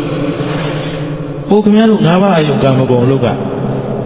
ဘယ်တော့မှပင်မခဲ့တာတတန်နေအလုံးပင်မလာဘယ်တော့ပြီးမှာလွတ်လန်းလဲအခုတရားအထုတ်တာနည်းနည်းလေးပင်မခံလိုက်ရင်ရှင်းသလားကျတော့အရင်ဒီကိုမစိုက်တတ်သေးဘူးသဘောပါတယ်နော်အခုတည်ငါလေးပင်မနာတခဏလေးပင်မနာဒါလေးအမြင်မှန်ရလို့လွတ်သွားပြီဆိုဟိုဘက်ချမ်းသာရေးနဲ့တွေ့မတွေ့ဟောဒီဆင်းရဲကြမခံနိုင်ဘူးဟိုရေမဆေးကြပြေးကောက်သဘောပါလားဟဲ့ကြောက်ရှိတယ်ဆိုတော့ဟိုးဘာလဲဆိုင်းတောင်ကလူကလုံးခင်းရောက်တယ်တရားမကြီးဘာလာလို့တော်လို့ဆိုဒီမှာကြောက်ရှိတယ်ဆိုလို့လာကြည့်တာတဲ့အဲ့မှာကျမ်းလို့ဗျာတဲ့ခင်ဗျားဘယ်သူကလာခိုင်းတော့ဆိုတဏှာကပါဗျာဘုန်းကြီးနဲ့တွေ့လို့တဏှာဖြစ်သွားတာမဟုတ်ရင်ယောက်ျားကလို့ပြောမှာသဘောပါလားလိုက်လေမင်းတို့လမ်းဆုံးကြည့်သလားအခုဝိပဿနာလို့နည်းနည်းပဲမှခါလိုက်စမ်းလမ်းဆုံးရှိမရှိအဲ့တော့အသိဉာဏ်ရှိတဲ့လူဆိုမဆုံးတဲ့လမ်းကိုရှောက်မလားဆုံးတဲ့လမ်းကိုရှောက်မလားမပြီးတဲ့လို့လုံးမလားပြီးတဲ့လို့လုံးမလားဉာဏ်မနေကြနဲ့မအားကြနဲ့ရှင်းလားကောင်းပြီဒါဖြင့်ဘယ်လို့ကြိုးစားလို့ဝိပဿနာဉာဏ်လို့ကိုကြည်တယ်နော်ဝိပဿနာဉာဏ်မှမရဘဲနဲ့လွတ်မြောက်ချမ်းသာတယ်ဆိုတာဒါကိုကိုယ်စိတ်နှစ်ပါးချမ်းသာခြင်းဘယ်လို့တော့ရှင်းရလားဟဲ့အဲ့ဒါဘုရားကကြိုးစားကြဟေ့တဲ့ငါကိုယ်တိုင်လည်းပဲမသိခင်တုန်းကမိုက်ခဲ့တယ်ဘယ်တော့မှမိုက်တယ်ဟောမသိလို့မိုက်တာဘာမှရှိလို့ကြည်တတ်လားအဲ့ဒါဘုရားကဥပမာပေးတယ်အရိန္ဒမနဲ့သောနကတငယ်ချင်းတစ်ယောက်ရှိတယ်အရိန္ဒမဆိုတာကရှင်ဘုရင်သားအရိန္ဒမပါလေသောနကကရှင်ဘုရင်ရဲ့ပရောဟိတ်ပုံနာကြီးရဲ့ဒါတငယ်ချင်းနှစ်ယောက်အဲ့ဒီတငယ်ချင်းနှစ်ယောက်ကအချင်းတန်ရွယ်ရောက်လာတော့တက္ကသိုလ်ပြီးသွားပြီးတော့ပညာသင်ကြဘယ်သွားပညာသင်တက္ကသိုလ်ပြီးသွားပြီးတော့ရှင်ဘုရင်သားနဲ့ပုံနာသားနှစ်ယောက်အထာရတ18ရပညာတွေသွားသင်ပြီးတော့ပညာဆုံး3နဲ့3မို့ပညာသင်ပြီးတော့ပြန်လာကြတယ်တကယ်ချင်းတရားအတူတူပဲသိချစ်ကြအဲ့တော့ပြန်လာတော့လမ်းခရီးမှာရွာတရွာရောက်တော့မင်္ဂလာပွဲသဘင်တစ်ခုကျင်းပနေတယ်အဲ့တော့ပွဲသဘင်ကလည်းရှိနေတယ်ဒီမှာအဲ့တဲ့တယောက်ကလည်းလမ်းသွားရင်ကြုံနေတော့ရွာသူရွာသားရွာသားကြီးတွေကခုနေမျိုးစော်လို့နေမှာပေါ့ဗျာနော်အဲ့ဝတ်ချီအောင်ဖိတ်ပြီးတော့မှအဲ့ဒီမင်္ဂလာပွဲမှာပဲကြွပြီးတော့တင်တို့ဘယ်ကလာသလဲတက္ကသိုလ်ပြည်ကလာတယ်ဟောတက္ကသိုလ်ပြည်ကဆိုတော့ပညာတတ်အမတန်ရှားတဲ့ဖြစ်ဆိုတော့ဩတက္ကသိုလ်ကျောင်းသားကြီးတွေပြန်လာအားလာမင်္ဂလာပဲငါတို့အခါကျွေးမွေးရမယ်ဆိုပြီးတော့အခါမန္တတဲ့ခေါ်သွားတယ်အခါမန္တတဲ့ခေါ်သွားလိုက်တယ်ဆိုရင်ပဲနေရောက်သားအတူတူထိုင်ပြကြတော့သပွဲမှာထိုင်လိုက်တယ်ဆိုရင်ပဲအရိန္ဒမမင်းသားကအခင်းအနီးပေါ်မှာထိုင်ပြတယ်ဘယ်မှာထိုင်တောနကအခင်းအဖြူပေါ်မှာထိုင်တောနကဘယ်မှာထိုင်အခင်းဖြူပေါ်မှာထိုင်ဒီတော့သူတို့နှစ်ယောက်ကအင်္ဂဝိဇ္ဇာနီးတွေသင်လာတဲ့အထာရတ18ရမှာဒါတွေအကုန်ပါတယ်မာယာအင်္ဂဝိဇ္ဇာသင်္င်္ဂဗျူဟာမျက်စိတက်စင်စီတက်လန်ထိုးဓာတ်ကုန်အကုန်ပါဒီတော့အင်္ဂဝိဇ္ဇာနီးနဲ့ကြည့်လိုက်တော့အနီရောင်ထိုင်မိတဲ့ပုဂ္ဂိုလ်ကတော့ကာမဂုဏ်မှာပျော်မဲ့လူဘာလဲလို့အနီရောင်ထိုင်တဲ့လူကကာမဂုဏ်မှာပျော်မဲ့လူပဲသူကအရှင်းချင်းကဲခတ်လိုက်သောနကဘယ်ပေါ်ထိုင်လဲပုံနာသားကအဖြူပေါ်မှာထိုင်တော့ကြည့်လိုက်ဟောဒီပုဂ္ဂိုလ်ကတော့ဖြင့်ကာမဂုဏ်ကလွတ်မြောက်မဲ့ပုဂ္ဂိုလ်စင်ကြယ်မဲ့ပုဂ္ဂိုလ်ဟောဒီလိုနမိတ်ကောက်လိုက်ဘာကောက်လိုက်လဲနမိတ်ကောက်ပြီးပဲတကယ်ချင်းတယောက်ဒီလိုပဲပျော်ပျော်ပါပါစားတော့ပြီးတော့ခရီးဆက်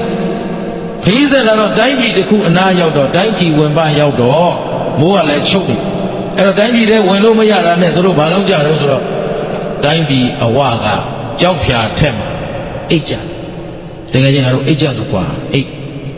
အဲ့လိုအိတ်နေတော့သူတို့ရောက်နေတဲ့တိုင်းပြည်မှာလွန်ခဲ့တဲ့9ရက်ကရှင်ဘရင်နတ်ရွာဆန်9ရက်ကဘာဖြစ်တော့ရှင်ဘရင်ကြီးနတ်ရွာဆန်တော့ဘရင်မှာသားမရှိဘူးနော်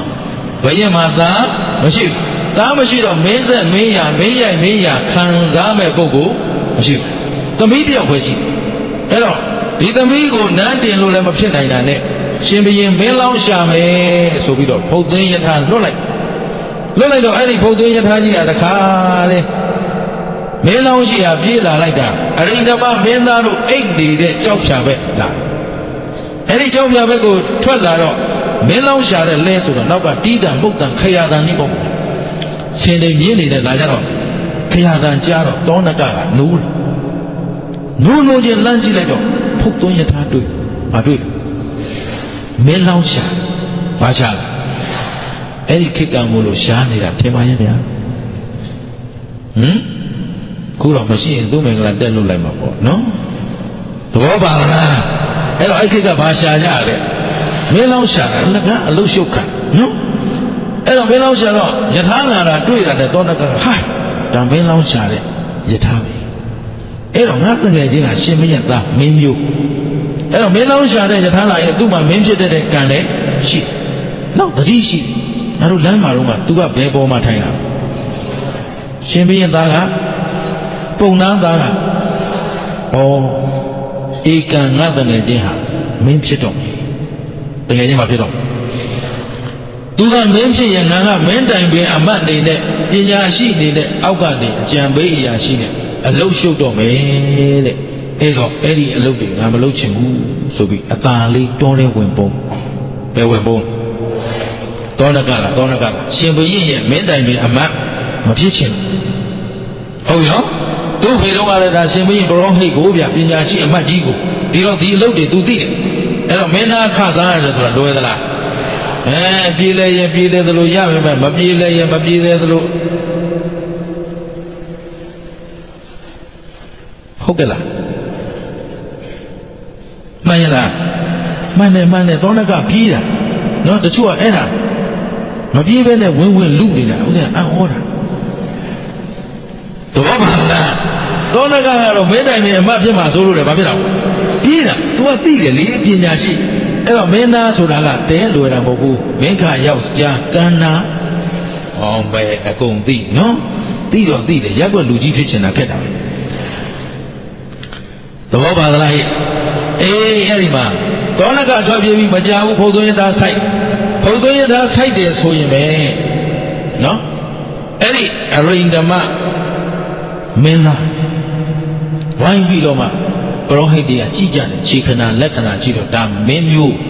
မင်းလောင်းပဲမင်းဖြစ်တိုက်တဲ့အင်္ဂံဖုံးကံပါရမီအကုန်ပါတယ်သိကြတယ်ဒါဖြင့်နှိုးကြသို့ဆိုပြီးနှိုးပြီးတော့မှတခါတည်းသူ့သမီးတော်ဘယင်သမီးတော်နဲ့လက်ဆက်ပြီးဘိသိက်မြောက်လိုက်တော့ဗျာဘာဖြစ်သွားဘိသိက်မြောက်တော့ဘာဖြစ်သွားဘယင်ဖြစ်သွားအရိဓမမင်းသား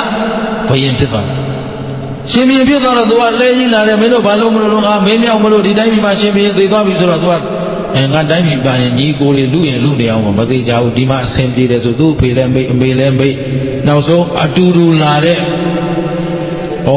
ရှင်ဘီရင်အဲ့လောက်ပြောစရာကောင်းထင်ပါရဲ့သဘောပါရဲ့လားဘီရင်ဖြစ်သွားတော့အတူလာတဲ့တငယ်ချင်းတောင်မိတ်သွားအဲ့ဒါသွားနေပြီးတော့လိုက်သွားဘီရင်သမီးတော်နဲ့လက်ဆက်ပြီးတော့ဒီတိုင်းပြည်ကြီးအုပ်ချုပ်နေလိုက်အဲ့တော့တက္ကသိုလ်ပြည်ကပြန်လာတာ16နှစ်ကသွားတင်တယ်3နှစ်ကြာတယ်19နှစ်အဲ့တော့အသက်20လောက်ကလေးကရင်သူဘယင်လောက်တာဟိုသောနကကကြတော့ဒီဘယင်ရဲ့ဘုတ်သွေးရသားကြီးပြန်သွားပြီနန်းတော်ထဲဝင်သွားတော့တဲ့ကံမကုံများတဲကြောက်เสียကောင်းတယ်ဗါတဲ့ကံမကုံကြောက်เสียကောင်းတယ်အတူလာတဲ့ငွေချင်းတောင်တငယ်ချင်းပါဟုတ်သေးတော့ဗျာအဖေမအမေမညီကိုမလောဘဝင်တော့တရားတွေကျက်ကုန်ပြီရှင်းလားခုလောကကြီးကြည့်ရင်မသိဘူးလား အားလုံးတရားဆောင်တဲ့လူနဲ့တရားပြည့်တဲ့လူဘယ်ရင်းကများမကြောက်ကြဘူးလားပါစကြောက်မကြောက်ဘူးဘာနဲ့ယုံမှလို့ရှင်းသလားမိုးကားရေတော့သူများမိုက်တယ်လို့မိုက်ကြမလားလုံးတယ်လို့ခင်ဗျားတို့ကြိုက်တယ်လို့မှကျုပ်ကဒီနေ့ဟောခဲ့ပြီးမနေ့ပြန်ပြန်ပြီးမရှိဘူးဘာကံကတတ်တာနော်ဘယ်သူကြိုက်တယ်လို့အောင်အဲသားရသမီးရစီဝါရတဲ့ပဲအချိန်ကုန်ရင်တော့သိကြတဲ့အများသွားတဲ့လမ်းဘယ်သွားမှာအဲ့တော့မိုးကားရေတော့ပြီးသူတို့လောဘကြီးတယ်လို့ကြီးသူတို့ဒေါသကြီးတယ်လို့ကြီးသူတို့လိန်တယ်လို့လိန်သူတို့ကောက်ချစ်တယ်လို့ကောက်ချစ်သူတို့ဖြန်ကြတယ်လို့ဖြန်ကြပြီးတော့ဒေအိုးပဲသွားမလားလွတ်အောင်ယုံမလားလွတ်အောင်ယုံရင်ဘယ်သူတရားပြက်ရှင်းသလားဘယ်သူတွေတရားပြက်ကိုမပြက်စီဟောဒီအာတုဘခန္ဓာကြီးအတွက်နဲ့တော့အာကုသို့လုပ်ပြီးရှာမကြွေးတော့ဘူးလို့ဆုံးဖြတ်တာရှင်းမလားဒီခန္ဓာမင်းတို့ဘလောက်ပြုစုသိမလားမသိဘူးလားရှင်းနော်ဒီခန္ဓာပိုင်သလားခန္ဓာမပိုင်သလိုပစ္စည်းဥစ္စာဟောယာရုကုန်သိကျင်တယ်ကလားမလေးမှာအရင်ရဲမြင့်တိုင်မှုသားတောင်းချမ်းနေတော့သူ့တကယ်ချင်းတယောက်နဲ့အဲ့ဒါလာပြီးတော့ပြောတော့ဘုန်းကြီးတဲ့အဲ့ကလေးဆုံးပါသမ်းပါဦး16နှစ်လောက်ရှိသေးတာအဲ့တော့လက်ပတ်တောင်းချမ်းနေတော့ခေါ်စမ်းကောအဲ့ကောင်ကြောင်းရောက်လာမင်းလားတိုင်မှုသားတင်မဗျာအဲ့တော့မင်းအခုသိုးသွန်းတောင်းချမ်းနေဆိုတော့ဘုန်းကြီးနည်းနည်းပါလေအမိုက်သွားဟမ်နည်းနည်းပါဟုတ်ပါပြီကောင်းပါပြီမင်းဖေရလူဘယ်လောက်မြဲမယ်ထင်တယ်လို့မေးနော်10နှစ်กว่าပြန်စဉ်းစား10နှစ်မမြဲဘူးထင်တယ်မမြဲရင်မင်းအခုတောင်းချမ်းထားတာ10နှစ်ဟိုပဲမင်းဘာဖြစ်သွားမယ်ထင်တယ်သဘောပါလား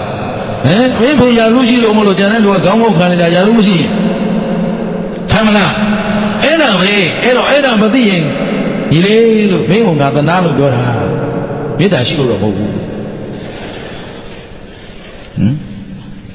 အဲ့တော့ဆုံးမမကိစ္စရှိလို့ဆုံးမတာမင်းသိတယ်မင်းလို့အခုရာလို့ရှိတော့မင်းပညာတွေသိကောင်းအောင်လုပ်မရဘူးလားရပါတယ်ဗျာအေးအဲ့ဒါပြင်းကွာဆိုတင်မပြဆိုပြန်သွားတာအဲ့တော့သိတော့မကြပါဘူးပြုတ်သွားတာဒီတော့ပြန်စဉ်းစားကြည့်ဘာမြင်တယ်ဘာပိုင်တယ်ကိုယ့်လက်ထက်ဘာယူသွားလို့ရလဲအဲ့တော့ရှိနေတဲ့အချိန်မှာအကောင်းဆုံးဖြစ်အောင်လုပ်တယ်မလုပ်တဲ့အဲ့တော့လောဘသားခြင်းထဲမှာလောဘခြင်းပြိုင်တယ်ဆိုတာလောဘခြင်းဘယ်တော့မှပြိုင်လာကြတာလဲတသံဉာဏ်လုံးပြိုင်လာတာရောနေပြီရှင်းလားလောဘကြီးသူတွေကြားထဲမှာလောဘနည်းအောင်နေတဲ့သူကမှလူသွမ်းကောင်းခြေတတ်လားသဘောပါလားထူးကျင်လိုက်တာလဲလူထူးအောင်လဲမနေတတ်တော့အတော်ခက်သူများထူးတာရှာရမလားကိုယ့်အကိုထူးအောင်နေရမှာခြေတတ်လားဟဲ့ဘုသူကိုဘုသူအားကိုးသဘောပါလဲနော်ဒါကြောင့်ပုဂ္ဂိုလ်လူလိုက်ရှာအောင်မလားပုဂ္ဂိုလ်လူကခင်ဗျားတို့ကိုဘာလုပ်ပေးနိုင်ဘာမှမလုပ်ပေးနိုင်ဘူးခင်ဗျားတို့ဟာယူသွားဖို့ပဲကြည်တယ်နော်ကောင်းပြီလောကမှာဘာမြဲတယ်ဘာမှမမြဲဘူးဒါပေမဲ့အဲ့ဒီကာမဂုဏ်မှန်ကလေးတက်လာတော့အခုကြည်တယ်အရိဓမ္မရှင်ဘုရင်ဖြစ်ကရှိသေးတယ်သူ့ဖိမိလေအတူတူခုချက်ချင်းလာထားတဲ့သင်္ကန်းချင်းတော်မေ့သွားတော့သောနကကကြောက်เสียကောင်းတဲ့ကာမဂုဏ်အမလီငါတငယ်ချင်းတော့ကြောက်ကြပြီဟောဗျာငါတငယ်ချင်းတော့ဗါတဲ့တငယ်ချင်းကဘာဖြစ်သွားရှင်ဘုရင်ဖြစ်တာရှင်ဘုရင်ဖြစ်တာဘာကြလဲဟုတ်ကဲ့လားသောနကလာပြောတာငါတငယ်ချင်းတော့ဗါတဲ့တငယ်ချင်းကဘာဖြစ်သွားဟုတ်ဗျာရှင်ဘုရင်ဖြစ်တာဟုတ်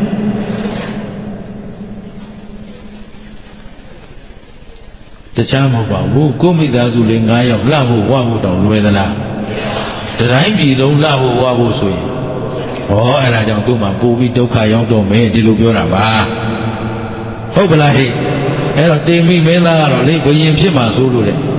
ထီးပြူကြီးတွေ့ရတဲ့ငါဘုရင်ဖြစ်အောင်တော့မှာပဲတော်ပြီစကားမပြောဘဲနေမှာဘာဖြစ်လို့လဲဆိုအခုမှဘုရင်ဖြစ်ပြီးငရဲက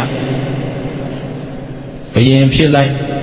ငရဲသွားလိုက်ဘုရင်ဖြစ်လိုက်ဘယင်ဖြစ်လိုက်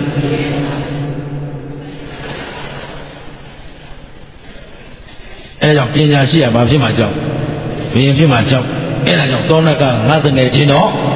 ကြောက်ကြပြီတဲ့တော်သေးရဲ့ငါပါမသွားလို့ဟုတ်ပါလားအဲ့ဒီမှာတဲ့သောနကရပ်ပြီးတံဝေကယူနေတော့သူ့ခေါင်းပေါ်ကသိရွက်ကလေးရွှေကြတော့ရောခေါင်းပေါ်ကဘာရွှေကြသိရွက်ရွှေကြတာဘာဖြစ်လို့မြဲလို့လားမမြဲလို့လားလေတိုက်လို့တွေပါလေမလုပ်တော့ဘူးဟောဒါသိရွက်ရွှေကြဘာဖြစ်တော့လို့လေတိုက်လို့ဖြစ်နေဘူးဟမ်သိရွက်ရွှေကြတာဘာဖြစ်လို့ဩဒါဖြင့်သိရွက်ကလေးလဲဒါဖြင့်သိရွက်ကလေးမမြဲရင်သစ်ပင်ကြီးရောမမြဲဘူးဆိုရင်အဲ့ဒီသိရွက်ကလေးသစ်ပင်ကြီးကြည့်ပြီးတော့သိရွက်ကလေးမမြဲဘူးဆိုငါခန္ဓာကိုယ်ရောဆိုတော့ရုပ်မြဲသလားနာမြဲသလားဒုက္ခနာသူကိုသူညာဆိုင်ရတာအလုံးသဗ္ဗေသင်္ခါရသဗ္ဗေသင်္ခါရတရားအလုံးဟာဖြစ်ပြီးရင်ပြည့်တော့ဖြစ်ပြက်ကလေးလည်းမြင်ရောတောနကလေတခါလေခန္ဓာသဘောတွေအကုန်သိပြီးတော့ဖြစ်ပြက်မြင်ဖြစ်ပြက်မုံဖြစ်ပြက်ဆုံးအဲ့ဒီနားလေပစ္စည်းကဗုဒ္ဓဖြစ်သွားတယ်။ဘာဖြစ်သွားလဲ။သူများပြောလို့သိရလားသူကိုယ်တိုင်သိပါလား။ဒီနေ့တော့ဖျားမပွင့်တဲ့ကာလသာသနာ့ဘဖြစ်နေတော့သောနကဘာဖြစ်သွားလို့ပစ္စည်းကဗုဒ္ဓဖယငယ်ခေါ်တယ်။သဘောပါနော်။အဲ့တော့သူကတော့ပစ္စည်းကဗုဒ္ဓဖြစ်သွားပြီဆိုတော့သူ့မှာလောဘဒေါသမောဟရှိသေးလား။တဏမာနဒိဋ္ဌိရောမရှိတော့ဘူးဆိုတော့သူကတော့ငါဒီအချိန်ကိုအရိဓမ္မလိုက်ပြီးတရားဟောရင်ရမလားဟိုကဘာဖြစ်လဲရာဇမန်တက်ပါတက်နေတယ်အဲ့ဒါခုလည်းခင်ဗျားတို့စီးတဲ့ဥစ္စာလေးရလာကြောက်ကလေးဖြတ်လို့အောင်ချဲကလေးပေါက်ရင်ဝင်းဟမ်ဘေးကပြောလို့လည်းမင်းတို့သိတော့စားမင်းထပ်မထိုးနဲ့တော့ခိုင်ပါတဲ့စီးပွားရေးလေးလုပ်ထားဒါလူတိုင်းသဘောပေါက်နေပြီသို့တော်လည်းပဲဘယ်တော့သဘောပေါက်ရာတော့တော့တွေ့လဲအောင်မယ်ရှဲလေးတစ်ခါပေါက်တာဆရာကြီးဆိုအဟုတ်မှလည်းဒါမွဲရောရှင်းသလားမှန်ဆိုတော့ဖော်မြူလာတွေမျိုးစုံနဲ့ဘယ်ဖော်မြူလာနဲ့တွက်တီတိတုံမှမဟုတ်ဘူးသူ့မင်္ဂလာလည်းအာမခံတယ်ဘယ်ဟာမှမှန်ပေါက်ဖို့ပေါက်ရင်ပေါ်လာတော့ပါလားပေါက်မှဒီနာဒီလိုရောမှကိုယ်စလေသဘောပါလားအခုကိုယ်စလေမဟုတ်ဘူးတက်ရိုက်လာဟောတာသူ့မင်္ဂလာရှင်းတယ်နော်သဘောပါလားဘာမရှိလို့ကံမရှိဉာဏ်မရှိလို့မွဲရရှင်းတယ်နော်အဲ့ဒါကိုဆရာကြီးများပြောသေးတာမလို့ကံမရှိဉာဏ်ရှိတိုင်းမွဲဉာဏ်မရှိလို့မွဲတာရှင်းလားဉာဏ်ရှိရင်မွဲကြအကြောင်းရှင်းတတ်လားဘယ်သူကကဲမှာအခုသောနကဘာကဲပါဆုံးဖြတ်တတ်တဲ့ဉာဏ်ကလေးက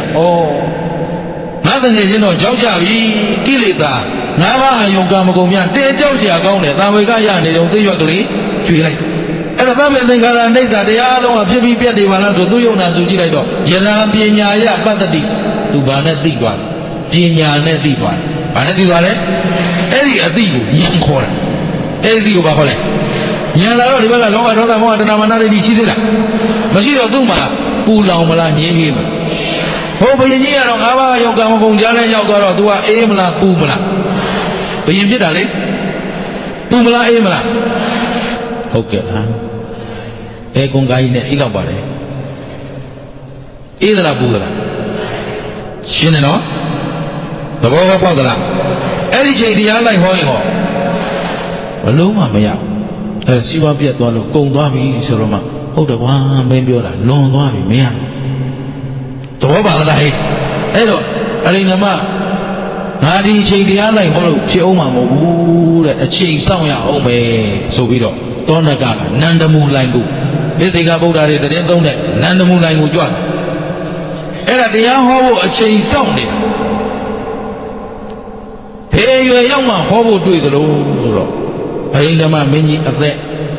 60အသက်ဘယ်လောက်ရောက်သွား60သာဒီကာဝုတောင်မှ16နှစ်သားရောက်ဒါပဲရောက်16နှစ်သားဆိုတော့ဒါရှင်မင်းအိမ်ရှိစံမင်းဖြစ်လွဲမယ်ဆိုရင်ရှိလွဲလို့ရနိုင်တဲ့ကာလအဲ့တော့သောနကကြည့်တယ်ငါတကယ်ချင်းချိန်နေဘလို့တော့ဆိုတော့သားလေးဒီကာဝုရ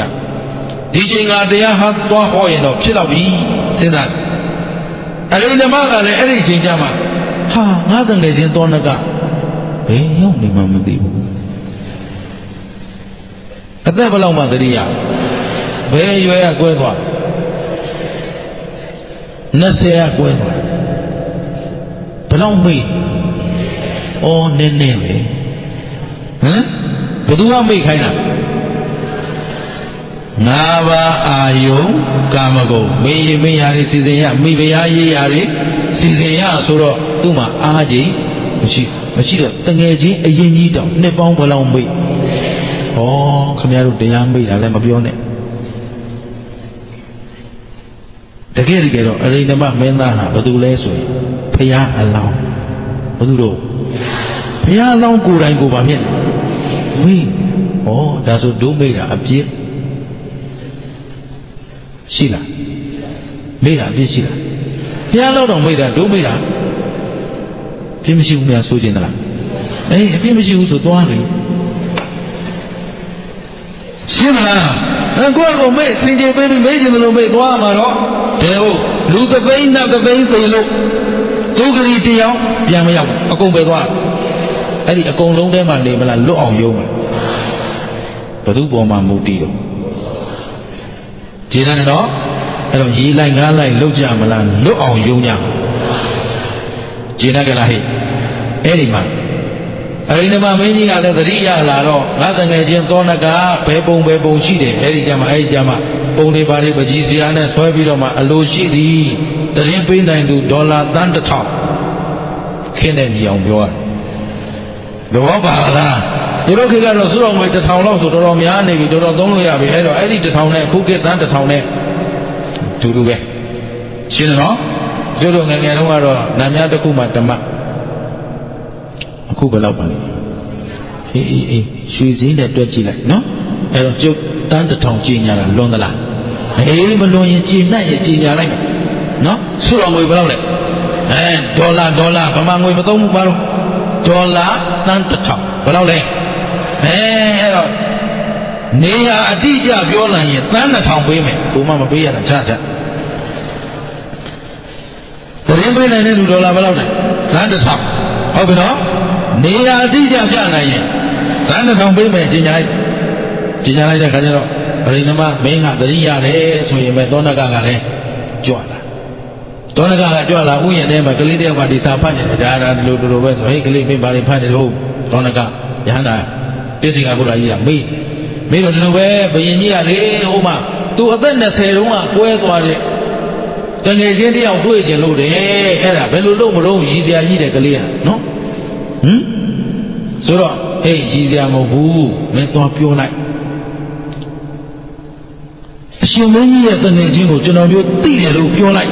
ပြောပြီးတန်း1000အရင်ယူဟုတ်ပြီနော်ပြီးရင်နေရာလိုက်ပြဆိုလိုက်ပြမယ်အဲ့ဒါအတိအကျလိုက်ပြပါမယ်ဆိုပြီးနောက်ထပ်တန်း1000ဘာလို့ဆိုရှင်ဘုရင်ကြီးညာထားတာသိမသိကြဘူးဟိုကျုပ်ကလောက်ကြံပြောတာမဟုတ်စာထဲဒီလိုရှိတယ်သဘောပါလားအဲ့သူကကြီးညာထားတာပထမသတင်းပေးနိုင်သူစုငွေ900ဟုတ်ပြီနော်နေရာအတိအကျလိုက်ပြနိုင်ရင်စုငွေ900ဘယ်လောက်ပေးမှာ1000ပေးမှာအဲ့တော့မင်းအရင်ဆုံးသတင်းပေးတယ်တွေ့ပြီအဲ့ဒီငယ်ချင်းကိုသတင်းပေး900အရင်တောင်းနော်တောက်လျှောက်ပြောလိုက်ရင်900ပဲရမှာဒါမှမဟုတ်ဒါမကောင်းရင်ရချင်မှရတော့ပါလားမင်းမှာသစ္စာလူမှာဂရိဆိုမင်းကသစ္စာပဲရှိတာဂရိမတည်ရှင်းတော့ကပြောတာပါသဘောပါလားအဲ့ဒီမှာသန်း1000မင်းရအောင်ယူပြီးရင်ငါဟောဒီဥယျာဉ်တဲကစောင့်နေမယ်မင်းအဲ့ဒီလိုက်ပြဟောဒီသစ်ပင်ရိတ်အောက်ကခရီးပင်အဲ့ဒီရိတ်အောက်ကိုလေအပင်တစ်ခုခုအောက်ထိုင်စောင့်နေမယ်ခေါ်ခဲ့ဆိုတော့အရှင်ဘုရားသိကြလားသိကြတယ်တော့မင်းသတိဖြစ်ပြီပေါ့ဟုတ်နော်ကဲတို့တို့ပြောကြတို့ကလေးကသွားပြောခေါ်လာဘယင်ကြီးရောက်လာပြီဘယ်သူနဲ့တွေ့လို့သောနကပစ္စေကဗုဒ္ဓနဲ့ရှင်ဘယင်နဲ့တွေ့ဒီလိုရှင်ဘင်ကြီးကတော့သောနကပစ္စေကဗုဒ္ဓကသစ်ပင်ရိပ်အောက်ကပူလေးပေါ်မှာထိုင်ဟိုကတော့တကယ်ချင်းမာသလားတာသလားပေါ့လေမင်းဥမာတွေ့ရတယ်ဘယ်လိုလျှောက်သွားနေတော့ပေါ့ဘယ်လုံးကသင်္ကန်းဝတ်လိုက်တယ်မင်းကွာငါစီတော့လိုက်မလာပဲနဲ့ဒီလိုပေါ့စိတ်ကူးရင်ပြီးကွာကိုတွေးနေတယ်လို့တွေးတော့နော်အဲ့တော့တကယ်ချင်းတယောက်အပြန်လန်းနှုတ်ဆက်ပြီးတော့မှသောနကတရားဟောတယ်တကယ်ချင်းတဲ့ဟောဒီမှာခြိတံငါတို့ယဟန်ဘဝဆိုတာလွတ်လပ်လိုက်တာတဲ့ငါမင်းကိုသတင်းပေးလိုက်တာကြာလာ မနေ့ကသတင်းပေးလိုက်ညနေ3မှရောက်မနေ့ကသတင်းပေးတာညနေ3မှရောက်လာတဲ့ဆိုရှင်ဘုရင်တစ်ခါထွက်ဒါကတော့မကဘူးမိုင်းရှင်းတာနဲ့ဗာနဲ့ဆိုတော်တော်ကြားမှာသဘောပါလားလုံခြုံရေးအပြည့်ချပြီးမှလာတော့အလွယ်တကူလာလို့ရတယ်ကြီးတယ်မင်းကငါမနေ့ကသတင်းပေးလိုက်တာအခုညနေ3မှငါစီရောက်ငါညနေ3မှရောက်သွားခြင်းတယ်လို့သွားလို့ရငါတို့မှသပိတ်သလုံးဗာနဲ့ဆိုတော်တော်ကြားမှာသဘောပါလားလုံခြုံရေးအပြည့်ချပြီးမှလာတော့အလွယ်တကူလာလို့ရတယ်ကြီးတယ်မင်းကငါမနေ့ကသတင်းပေးလိုက်တာအခုညနေ3မှငါစီရောက်ငါဟာသွားခြင်းတဲ့နေရာကိုသွားခြင်းတယ်လို့သွားလို့ရငါတို့မှသပိတ်သလုံးသင်္ကန်း3တယ်ဟောဒီသပိတ်သလုံးသင်္ကန်း3တယ်နဲ့သွားလို့ရကိုအတောင်ပန်သာလင်ကိုယ်ဥစ္စာရှိတဲ့ငှက်လိုပဲသွားနိုင်တယ်ကွာတဲ့ဘယ်ဘေးဒဏ်အန္တရာယ်ကိုမှလည်းကြောက်เสียမလို့ရှင်မင်းလာတယ်ဆိုတော့လုံခြုံရေးတွေမပါဘူးလားနောက်ကမောင်မမိတ်တန်ချွေရန်သိမင်းပါဘာတော့ဒါတွေအတွက်ပြင်ရဆင်ရတယ်မကြောက်ဘူးလားအဒီယဟန်တစ်ပါးကြွသွားတာကြားသလားရှင်းသလားလွတ်လပ်မှုမရှိဘူးလားအေးချမ်းမှုရောငါတပိတ်တလုံးနဲ့ငါကြက်ရမှာအိတ်လို့ရတယ်တဲ့ဘယ်သူလူမှရက်မှပူစရာမလိုဘူးတော်လည်းပစ္စေကဗုဒ္ဓသူသိတယ်လို့ခေါ်တာပေါ့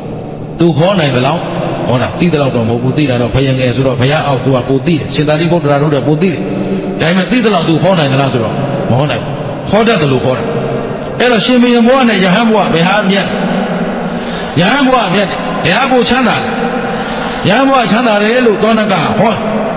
အဲ့ဒီလိုတရားဟောတဲ့ခါကျတော့ရှင်ဘုရင်လုပ်တဲ့အရိန္ဒမလေရှင်ဘုရားတို့ယဟန်တွေတော့ဟုတ်တော့ဘောဘယ်သူတွေတော့ဟုတ်တယ်ယဟန်တွေတော့ဟုတ်တာဘောတဲ့ဒါပေမဲ့တပည့်တော်နဲ့ဘာဆိုင်လို့လဲဟောလို့ရသလားလိမ္မာနေရလားမိုက်တာလားဆုံးမတာကိုလက်ခံသလားလက်မခံဘူးဘုရားအလောင်းရှင်ဘုရင်ကဘယ်သူဒါပေမဲ့ဘယ်သူကိုယ်တိုင်မိုက်နေတာဘုရားအလောင်းကြီးကိုယ်တိုင်မိုက်ကိုတော်တို့ကကိုတော်ဟာကိုတော်ဟုတ်တာဘောတဲ့တပိတ်သလုံးနဲ့သွားသင်္ကန်း3တယ်နဲ့သွားတပည့်တော်ကဘယင်းနဲ့တူမလားသူကတောင်မှသဘောပါလားပြောလို့ရသလားမရတော့ဩမင်းကြီးတဲ့ခုချိန်ထိအာယုံကာမဂုဏ်တွေတတ်မဲ့တုံးကိုတဲ့အဲ့တော့ငါဥပမာလေးတစ်ခုပြမယ်ကွာမင်းသားထောင်ရှင်ဘုရင်ကိုဗာပြဥပမာလေးပြမယ်သားထောင်တဲ့မင်းဟာအရွယ်3ပါးလုံးမိုက်နေတဲ့လူပဲအရွယ်ဘယ်နှပါကိုသက်ဘယ်လောက်ရှိပြီ60ဟိုဘက်ရှိသေးတော့မှာသဘောပါတယ်နော်အဲ့တော့သေကံနည်းတွေအထိဒုက္ခမဂုံကိုစွန့်နိုင်သလားဘုရားယဟန်ဘုရားငြိမ်းချမ်းမှုပြတယ်သူလှုပ်ချင်သလားမလှုပ်ချင်ဘူးသူနန်းတော်ကသူမခွာချင်အဲ့တော့တဲ့ခက်တယ်ဟိအရွယ်3ပါးလုံးမိုက်မဲ့လူပဲကဲငါဥပမာလေးတစ်ခုပြောမယ်ဆိုတော့ဖတ်ကြမယ်ဆိုတော့စင်တွေပါနေမြင်မှုမှာပေါ့ဗျာနော်စင်မြင်မှုသလားမြင်မှုတယ်အဲ့တော့အဲ့ဒီစင်သေးကြီးအေယာဝတီမြစ်ထဲကမျောတယ်ဆိုတော့ဘာကြီးမျောအေယာဝတီမြစ်ညာကနေစင်သေးကြီးမျောတာမြစ်ဆိုတာဘယ်ထဲစီးတာသမုဒ္ဒရာနဲ့စီးတာပင်လေခေါ်သမုဒ္ဒရာခေါ်တူတူပဲနောက်ဆုံးမှပင်လေသမုဒ္ဒရာနဲ့မပေါင်းအောင်လားဘောတော့ဒီမြစ်နောက်ဆုံးဘယ်ရောက်သွားမလဲသမုဒ္ဒရာဆိုတော့ဒီစင်သေးကြီးကဘယ်တောင်ဘယ်ကမ်းမှမတင်ဘူးဆိုရင်ဘယ်ရောက်သွားမလဲအဲ့တော့အဲ့ဒီစင်သေးကြီးမြစ်ညာကမျောလာတဲ့အခါကျတော့ဒီစင်သေးကြီးပေါ်ကြီးတကောင်ကဒီစင်သေးလာစားကြီးတကောင်ကပါလေစင်သေးလာစားတော့စင်သေးကြီးစားရင်းနဲ့ဒီကြီးကစဉ်းစားတယ်ဒီလောက်ကြီးတဲ့ကောင်ကြီးနဲ့ဆိုငါတသက်စားတော့စားလို့မကုန်တော့ဘူးစီးစိမ်ဖူလုံပြီလို့ဘယ်သူကမှတ်လိုက်ကြီးကမှတ်လိုက်အဲ့တော့ဒီကြီးကမှတ်လိုက်တော့ဒီစင်သေးကြီးကငြိမ်ငြိမ်နေတာလားမျောနေတာလားဘယ်ထဲမှာမြစ်ထဲမှာတရွေ့ရွေ့မျောလာတော့ကမ်းတွေတောင်တွေမြင်တော့လဲဒီကြီးကအပေါ်ပြန်တက်သလားဆိုမတက်ဘူးသူကဒီစင်သေးကြီးဟာဘသူပစ္စည်းလဲငါပစ္စည်းဘသူစည်းစိမ်လဲငါစည်းစိမ်ဒီစည်းစိမ်နဲ့နေရင်ငါတစ်သက်လုံးပူစရာမလိုတော့ဆိုတော့ဒီစင်သေးပေါ်မှာသူတတ်မှတ်တဲ့စိတ်မရှိဘူးလားမြဲမြံခိုင်ခန့်တယ်လို့မထင်ဘူးလားထင်တော့ဒီစင်သေးကြီးစီးလာတာမြစ်အလယ်ရောက်တော့လဲပြန်သလားဆိုတော့ပြန်တခါမြစ်ဝရောက်ပြီပင်လယ်ဝရောက်ပြီပင်လယ်ဝဆိုတာကမ်းလမ်းမြင်လို့ရသေးတယ်သို့တော့အဲ့ဒီချိန်ကောပြန်သလားဆိုတော့မပြန်ဘယ်သူအသာစားစင်သေးကြီးစားလိုက်အသာစားလိုက်အိမ်လိုက်တရင်တို့ထားစားလိုက်ဆိုတော့မကုံနိုင်တဲ့စီးစိမ်လို့ဘာလို့ထင်းနေတာပြီးတော့ဒီပင်လယ်ကြီးအချိန်တန်တော့ဘယ်ထဲရောက်တော့ ပြင်လေသမုဒ္ဒရာလည်းရောက်တော့ပြင်လေသမုဒ္ဒရာလည်းရောက်တော့ဒီစင်သေးကြီးဆိုတာကတော့တည်မြဲနေတဲ့အမျိုးလားပျက်စီးနေတဲ့အမျိုးလားသူကလည်းစားနေမယ်စင်သေးကောင်ကြီးကလည်းတပြေးပြေးပုတ်ပွားပြီးမလာဘူးလားပုတ်ပွားလာတာရဲ့ပင်လေဆန်းငံရည်တဲ့ရောက်သွားတော့ငါးလိမ်ငကားနေရောမရှိဘူးလားအဲ့တော့ဒီငါးလိမ်ငကားနေကဝိုင်းထိုးစားကြတောက်ကြတဲ့ဆိုဒီစင်သေးကြီးကုန်မယ်ကုန်ရင်စင်သေးပါဖြစ်တယ်အယိုးတွေမြုပ်သွားရင်သူနားเสียမရှိတော့အဲ့ဒီအချိန်ကြမှာထပြန်တော့ကမ်းလန်းမြင်ပါအောင်မလားလွတ်ပါအောင်လားဂိုင်းဒါဖြင့်ဒီကြီးလိမ့်မာတယ်ခေါ်မလားမိုက်တယ်ခေါ်မလားဩကြီးမိုက်ပဲဘာဒီကြီးတော်တော့ဘာခေါ်မလဲကြီးလေရှောက်မလို့ရှောက်မလို့ရှေ့မှာလူကြီးတွေတိုင်းပဲဟမ်ကြီးလေဟောခုခင်ဗျားတို့ကျွတ်တော့အောင်ကြီးလေတရားစခန်းသွားကြသူဆိုလူငယ်ကပြက်ခနဲ့သွားနိုင်တယ်လူကြီးကချက်ချင်းလိုက်တယ်သားရေးမပြီးသေးလို့သမီးရေးမပြီးသေးလို့တနေ့မှတစ်ခါလောက်ဖွင့်တဲ့စခန်းကိုဖြောင်းပြောင်းဟောဘာမိုက်တော့ပါလားကိုယ်သက်ကိုပြန်တွက်မိကြသလားအေးတတိတော့ပေးခဲ့မယ်ကြောက်တော့မကြောက်နဲ့တော့ဗျာပြန်မြသက်တမ်းက35နှစ်အဲ့ဒါအရွယ်လွန်သွားပြီဆိုတော့တတိကထားလို့ရှင်းသလားအခုခင်ဗျားတို့ဘယ်ရောက်နေပြီပင်လယ်ဝရောက်နေပြီဘယ်ရောက်နေလဲဒီချိန်ပြန်ရင်ပြန်နောက်ပြန်စရာအချိန်ရှင်းရလားဘယ်ချိန်သိကြမှာလဲဘယ်ချိန်သိမှာတော့ဒီထက်မသိမဲ့ပုဂ္ဂိုလ်ပါလားငါသည်အချိန်ပိုင်းသာလို့တော့ဆိုးစမ်းမှာ3ခါလောက်ငါသည်မုတ်ချသေရမည်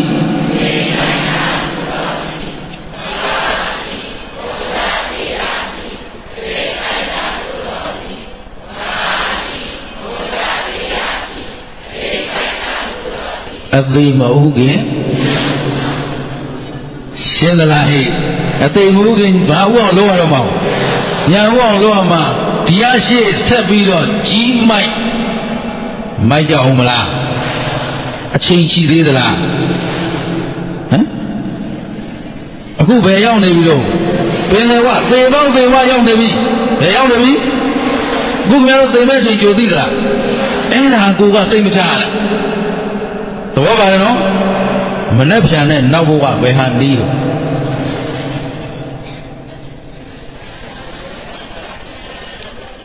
နှက်ဖြန်နဲ့နောက်ဘဝဘယ်ဟာနီးတယ်ထင်တော့အခုဖြတ်ခနဲ့သိရင်သွားပြီးနောက်ဘဝမနှက်ဖြန်ကည7 နာရီကျော်မှရောက်ရှင်းသလားအဲ့ဒါခင်ဗျားတို့စိတ်ချလက်ချနေတင်ရသလားမရတော့ဒီကြီးကိုကြီးလိမ်မှာခေါ်မလားကြီးမိုက်ခေါ်မလားကြီးလေမဖြစ်စေနဲ့လို့ရှင်းလားဟဲ့အဲ့တော့မှဒီမှာသောဏကအဆုံးမတကယ်ကြီးတဲ့အဲ့ဒီကြီးမိုက်ဟာကံပေါ်ရောက်အောင်စောစောစီးစီးပြန်ထားရင်ဒီလိုအသေးစိုးနဲ့သိစရာမရှိဘူးတဲ့အခုပင်လေတဲ့ဒီမမြဲတဲ့စီးတဲ့ဥစ္စာကိုမြဲတယ်ထင်းနေတယ်ထင်းပြီးတော့လိုက်သွားရတာပင်လေရောက်တော့မှပင်လေတဲ့ရောက်မှစင်သူမြုပ်မှထပြန်တော့လွတ်သေးလားတောင်ပန်တွေပူပြီးတော့တခါတည်းရေထဲကျ9စာဖြစ်သွားတယ်တကယ်ချင်းဆိုတော့ရှင်ဘုရင်ကလေအဲ့ဒါကြီးပဲဖရာတဲ့တပည့်တော်နဲ့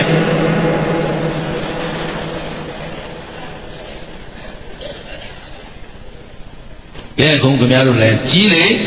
မိုက်ကြီးတယ်လို့မိုက်တာပဲဖရာတပည့်တော်တို့နဲ့ဒီလိုများဆိုရင်သေးလားကိုခင်ဗျားတို့အချင်းတန်မလားတရားလုပ်ချင်းတန်မလားဘယ်ချင်းသိကြပါလဲတေချင်းသိတာနဲ့မသိတာဘယ်ဟာပိုကြောက်နေမြင်မရှိဘူးလားကိုရှိတယ်သိသွားတဲ့လူတွေအများကြီးမရှိဘူးလားဟောတော်မနေ့ကမှအကောင်းကြီးလုပ်ဆက်ခဲ့တာနေလေကြောက်တော့မရှိဘူးလားသူတင်သိတာလားကိုရောမသိနိုင်ဘူးလားကိုမှသိစရာအကြောင်းတွေရှိမရှိ ဝင်လေထွက်လေရပ်သွားရင်လေသေမအဲ့ဒါဝင်လေထွက်လေမရှိတာဆိုတာသေနေတဲ့ပုဂ္ဂိုလ်တဲ့ဖလတမဘဝင်စားနေတဲ့ပုဂ္ဂိုလ်တဲ့ရေငုပ်နေတဲ့ပုဂ္ဂိုလ်တဲ့ဒါရှင်းသလားရေငုပ်နေတာတော့အောက်ဆီဂျင်ဘူးနဲ့ငုပ်ရင်ရှူရလို့မရဘူးရှင်းသလားဟဲ့ကောင်းပြီအဲ့တော့ခင်ဗျားတို့အသက်ရှူရရင်လေနှလုံးသွေးရပ်သွားရင်တော့နှလုံးသွေးဆိုတယ်ဒီမှာကြည့်ခန္ဓာကိုယ်သွေးပြန်ကြောလိုက်ရတယ်နှလုံးအိမ်ဆိုတော့တလက်ဆွမ်းမြလောက်လေးရှိတာအဲ့ဒီတလက်ဆွမ်းမြလောက်ရှိတဲ့လက်တဆုပ်စာလောက်ကလေးရှိတဲ့သွေးအိုင်တွေကိုသွေးပြန်ကြောသွေးလေးတွေပေါင်းခင်ဗျားတို့အသက်တစ်ခါရှူလိုက်တိုင်းတော့တပေါက်ကြပေါင်းဒီလိုကြပေါင်းဆိုကြပြီးနောက်တစ်ပေါက်မကြရသေးတယ်နောက်တစ်ပတ်ကြမကြရသေးတယ်နှစ်ပေါက်ထိကူရတချို့ရင်နဲ့အောင့်လာတယ်ဆိုအဲ့ဒါသွေးကြမှရှင်ကြအဲ့ဒီနှစ်ပေါက်မကြတတရအပေါက်ပေါက်ခနဲ့မကြရင်ရှင်းလားတဲလေးရှိတာဘယ်လိုရှိတာတဲလေးရှိတာမြဲသလားဒီလိုခန္ဓာကိုယ်ကြီးကဆင်းသေးကောင်ကြီးလိုပဲအချိန်နဲ့အမျှပုတ်ပွားပြီးတော့အုံမင်းရင်ရောမလာဘူးလားအချိန်တိုင်းရင်ပျက်စီးခြင်းတွေမကြုံဘူးလားဇရာမရဏမိတွေရောမလာဘူးလားအဲ့တော့ဇရာမရဏဒီဟူသောငါးလိတ်ကငန်းတွေလည်းအစာခံနေရအဲ့တော့ဒီဆင်းသေးကြီးကိုမြဲတယ်ထင်နေလို့တော့ကြီးမိုက်လို့အသေးဆုံးနဲ့တရားအဲ့တော့မေ့လျော့နေကြမလားကြိုးစားကြအသေးမဥခင်ရှင်းသလားအဲ့ဒီမှာအရင်ဓမ္မဆုံးမလို့ရသလားဆိုအဲ့ဒါကြီးဖို့မိုက်တာတပည့်တော်နဲ့ဆိုတော့တောင်းနကစဉ်းစားငါတခါယဟန်ဘဝမင်းဘဝနှိုင်းရှင်ပြလို့တခါဆုံးမပြီးရသလားမရလို့ဒုတိယအကြိမ်ဆင်သေးနဲ့ကြီးမိုက်ဥပမာပြပြီးဆုံးမပြီးရသလားမရတော့ပညာရှိဆိုတာနှစ်ခါပဲဆုံးမဟုတ်ကဲ့နော်သုံးခါထပ်ဆုံးမရင်အဲ့ဒါလူမိုက်ဆုံးမတဲ့လူကလူမိုက်တော့ဆိုနားမှမထောင်တဲ့လူပြောနေလို့ရှင်းသလားဟဲ့အဲ့တော့ငါလူမိုက်တော့အဖြစ်မခံနိုင်ဘူးတဲ့ဒီပုဂ္ဂိုလ်ပါးစပ်နဲ့တော့ဆုံးမလို့မရဘူးကဲတခါတော့မင်းကြီးတဲ့တကယ်ချင်းမင်းငါပြောလို့မရလည်းမတတ်နိုင်ဘူးကွာတဲ့မင်းတိုင်းနဲ့မင်းကနေကြတော့တကယ်တော့ဒီအချိန်ဟာ၅ပါးအာယုံကာမဂုဏ်စွန့်ပြီးတော့တောရမိပြီးတရားအထုတ်သိပြီတဲ့မင်းသေးဖို့အချိန်ဒီလားပင်လယ်ဝရောက်နေပြီတကယ်ချင်းကဲရှိသေးတော့မင်းသဘောနဲ့ပဲနေငါတော့သွားတော့မယ်ဆိုပြီးတော့သောနကကလေဒီခါတဲ့မတ်တကြပြီးခြေမနဲ့ခြေညိုးကြမြူမုံလေးတွေကုတ်ပြီးတော့ကောင်းကင်ပြန်ပြီးရှင်ပြင်းကောင်းပေါ်ဖုံလေးချတာဘယ်သူကောင်းပေါ်လဲအေးလေပါဇက်နဲ့မှပြောမရတော့ခလောက်နဲ့ပေါက်ရုံရှိတာပေါ့သဘောပါလားအဲ့ဒါတချို့ရှိသေးတာမလို့လူကြီးတွေအမေတရားစခန်းဝင်ပါလားဆိုရင်တော့ငါအနေနာပေါ့လေခေါ်သားသမီးကဘယ်ပို့လာတရားစခန်းဆိုတာမကောင်းရပို့လာလားကောင်းရပို့လာလားအဲ့ဒါဒီတတိအမေဖေကရှင်းသလားဆိုတော့ကြီးလေသဘောပါလားငါမြန်နေလို့နေကြတာလားလေအသုံးဝင်တော့ဆိုတော့ဟုတ်မှာပေါ့လေစီးပွားမရှာနိုင်တော့ဒီလိုပဲတဲ့ဘုန်းကြီးကြောင်းပို့နေတယ်ကြောင်းပို့တာဝမ်းနေစရာလားသဘောပါသလားဟိရှင်းတယ်နော်အဲ့တော့တို့လည်းကြီးမိုက်မဖြစ်စေနဲ့ဘာလဲခုအလုံးကြီးကြတယ်ကြီးပါပြီသေကံဤတွေကြီးပဲဒီတဲ့ဟာသေကံဝေးလာသေကံနီးလာခုတရားဟောတဲ့လူလည်းဟောရင်သိနိုင်တယ်နာတဲ့လူပေါ့နာရင်အသိမဥခင်ရှင်းတယ်ကလားဒါဖြင့်ပေါ်ဆဆနေကြမလားအာထုတ်ကြအဲ့တရားအာထုတ်တယ်ဆိုတာအလွယ်ဆုံးပြောခဲ့တရားအာထုတ်တယ်ဆိုတာဘယ်သူကိုဘယ်သူကြည့်ရတယ်ကောင်းပြီတသံတရားလုံးခင်ဗျားတို့ကျုပ်တို့ဘယ်သူကြည့်လဲကိုယ်ကိုကြည့်လားသူများကြည့်လားကဲအပြစ်ရှာရင်ကိုယ်အပြစ်ရှာလားသူများအပြစ်ရှာလားသူများအပြစ်ကြတော့စီလိုပေါက်ရှာကိုတော့ဘယ်သူဖြစ်ဖြစ်ကိုကတော့အပြစ်မရှိဘူးကြည့်သဘောပါလားအဲ့တော့တရားလုပ်တဲ့လူကဘယ်သူအပြစ်ဘယ်သူကြည့်ရအဲ့ဒါပဲလောကကြီးတဲ့ဓမ္မနဲ့ဟာခင်ဗျားတို့လောကသားတွေနဲ့ဓမ္မနဲ့ဟာဆန့်ကျင်ပဲတရားသဘောဟာဘယ်သူအကြောင်းဘယ်သူသိအောင်လုပ်ခုခင်ဗျားတို့ကျုပ်တို့ကဘယ်သူအကြောင်းသိအောင်လုပ်ရှင်းလားဘိုးကြောင်စိမ့်ခေါင်းဖို့တော့ကြည့်နေတာကိုခေါင်းဖို့ကြတော့ ရှင်းသလားဟဲ့အဲ့တော့ဟိုကြောက်စိမ့်မဲ့ကြွန်ကြည့်နေတာကိုတော့ခြေနာကလားဟဲ့အဲ့တော့တရားရှိဘသူကြောင်းဘသူသိအောင်လုပ်ပါကဲရိုးရိုးလေးပြောမယ်ငါမှလောဘရှိသလားလို့မေးကြည့်တာလောဘရှိမရှိဒေါသဟောမောဟဟောတောကပရိဒီဝအဲ့ဒါကုသိုလ်ဖြစ်စေတဲ့တရားတွေလားအကုသိုလ်ဖြစ်စေတဲ့တရားတနည်းချမ်းသာပေးတဲ့တရားတွေလားဆင်းရဲပေးတဲ့တရားတွေဒါပေမဲ့အဲ့ဒီတရားတွေကိုယ်တည်းရှိတယ်မရှိတယ်မွေးမြူရမှာလားဖယ်ရှားပြကောင်းပြီခင်ဗျားတို့မှာလူကျင်တန်းကျင်တဲ့အာလောဘစိတ်ကိုရှိသလားကဲအဲ့ဒီအာလောဘလူနေတန်းနေရတာဆင်းရဲသလားချမ်းသာကဲအာဒေါသမေတ္တာလေးနဲ့နေရတာဆင်းရဲသလားချမ်းသာသလားချမ်းသာမှန်းသိရင်ဗာနဲ့နေမေတ္တာနဲ့နေမယ်ဒေါသမထွက်အောင်ရှင်းသလားအဲ့တော့လောဘဓာတ်တွေကြားထဲမှာဘာမရှိအောင်လဲလောဘမရှိအောင်လောဘဓာတ်တွေကြားထဲမှာလောဘမရှိအောင်ဒေါသဓာတ်တွေကြားထဲမှာမောဟဓာတ်တွေကြားထဲမှာအသိမဥကြီးအဲ့တော့အခုငါတို့တကယ်ခင်တွယ်မိခိုးနေတာဘု து ခန္ဓာဘုခန္ဓာကြီးကဘေးပေါ်ပြီးသွားစင်သေးဒီစင်သေးကြီးကိုမကုံနိုင်မခန်းနိုင်တဲ့အရာလို့ तू မထင်ဘူးလားအခုလည်းခင်ဗျားတို့ကိုသိလိမ့်မယ်လို့တော့မထင်သေးဘူးဘယ်လိုလက်ခံသိမှာလက်ခံလားဖြစ်နိုင်ပါဘူးဘုန်းကြီးသဘောပါလားကျုပ်လည်းခဏနေပြန်တော်မူတော့မှာယုံလားခဏနေအသာထားခုကိုပြန်တော်မူနေတာခုနယုံနဲ့အခုယုံတူသေးလားဒီလိုတော့လည်းသိတယ်ဒါဖြင့်ဒီတရားနာပိဋကကစောစောကတရားနာပိဋကလားဘယ်ရောက်ပါ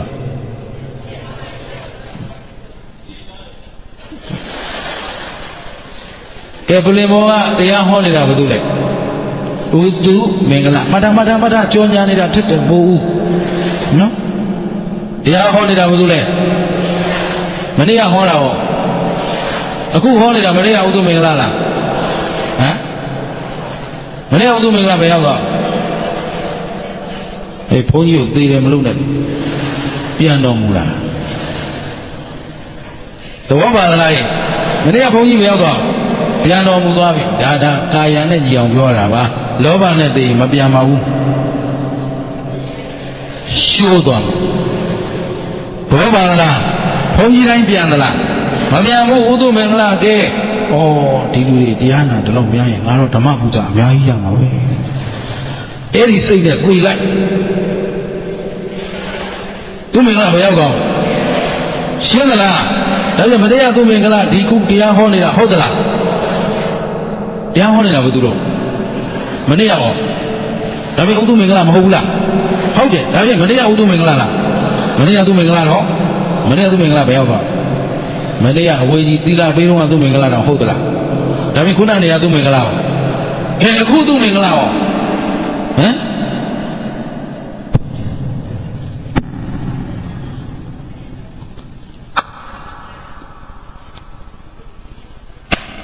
ကြားလားရှိသေးတယ်အဲ့လိုတည်သွားရင်ခန္ဓာဘယ်နှပါး၅ပါးဖြစ်ပြီး၅ပါးပြတ်တာရုပ်ကြံတာနာခန္ဓာကိုဖြစ်မွေး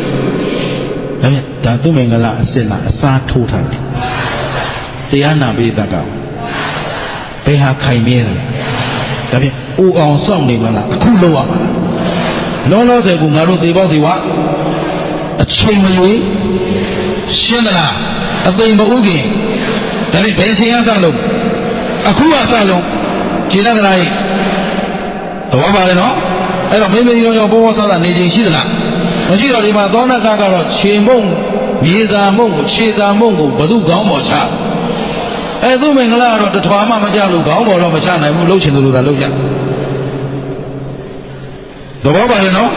အဲ့တော့ဒီမှာခြေစာမုံကောင်းပေါ်ကြတော့ရှင်မင်းဆိုတာသူ့အထက်ကလူမရှိဘူးလို့မှတ်ထားတာအခုဒီယဟန်ကဘသူပေါ်ကြွသွားသူ့ပေါ်ကြပြီးခြေစာမုံနေတော့ခါချသွားတော့အဲ့ဒီကြမှာလန့်သွားတယ်ဖရာလောင်ဩငါတော့တထွာတောင်မကြောက်60ကျော်မှဆိုခိုးရင်အလုံးစုံကြွ1000ပေါ့တထွာပေါ့သဘောပါသလားကြီးသူ့မှာတော့ကြွသွားလိုက်တာ ကောင်းကင်ပြန်သွားတယ်တဲ့။အော်ယဟန်ဘွားတင်မြင့်မြတ်ပါလားသူ့အထက်ထိတ်ချမှာမဲတမြမှာလေဘုန်းကြီး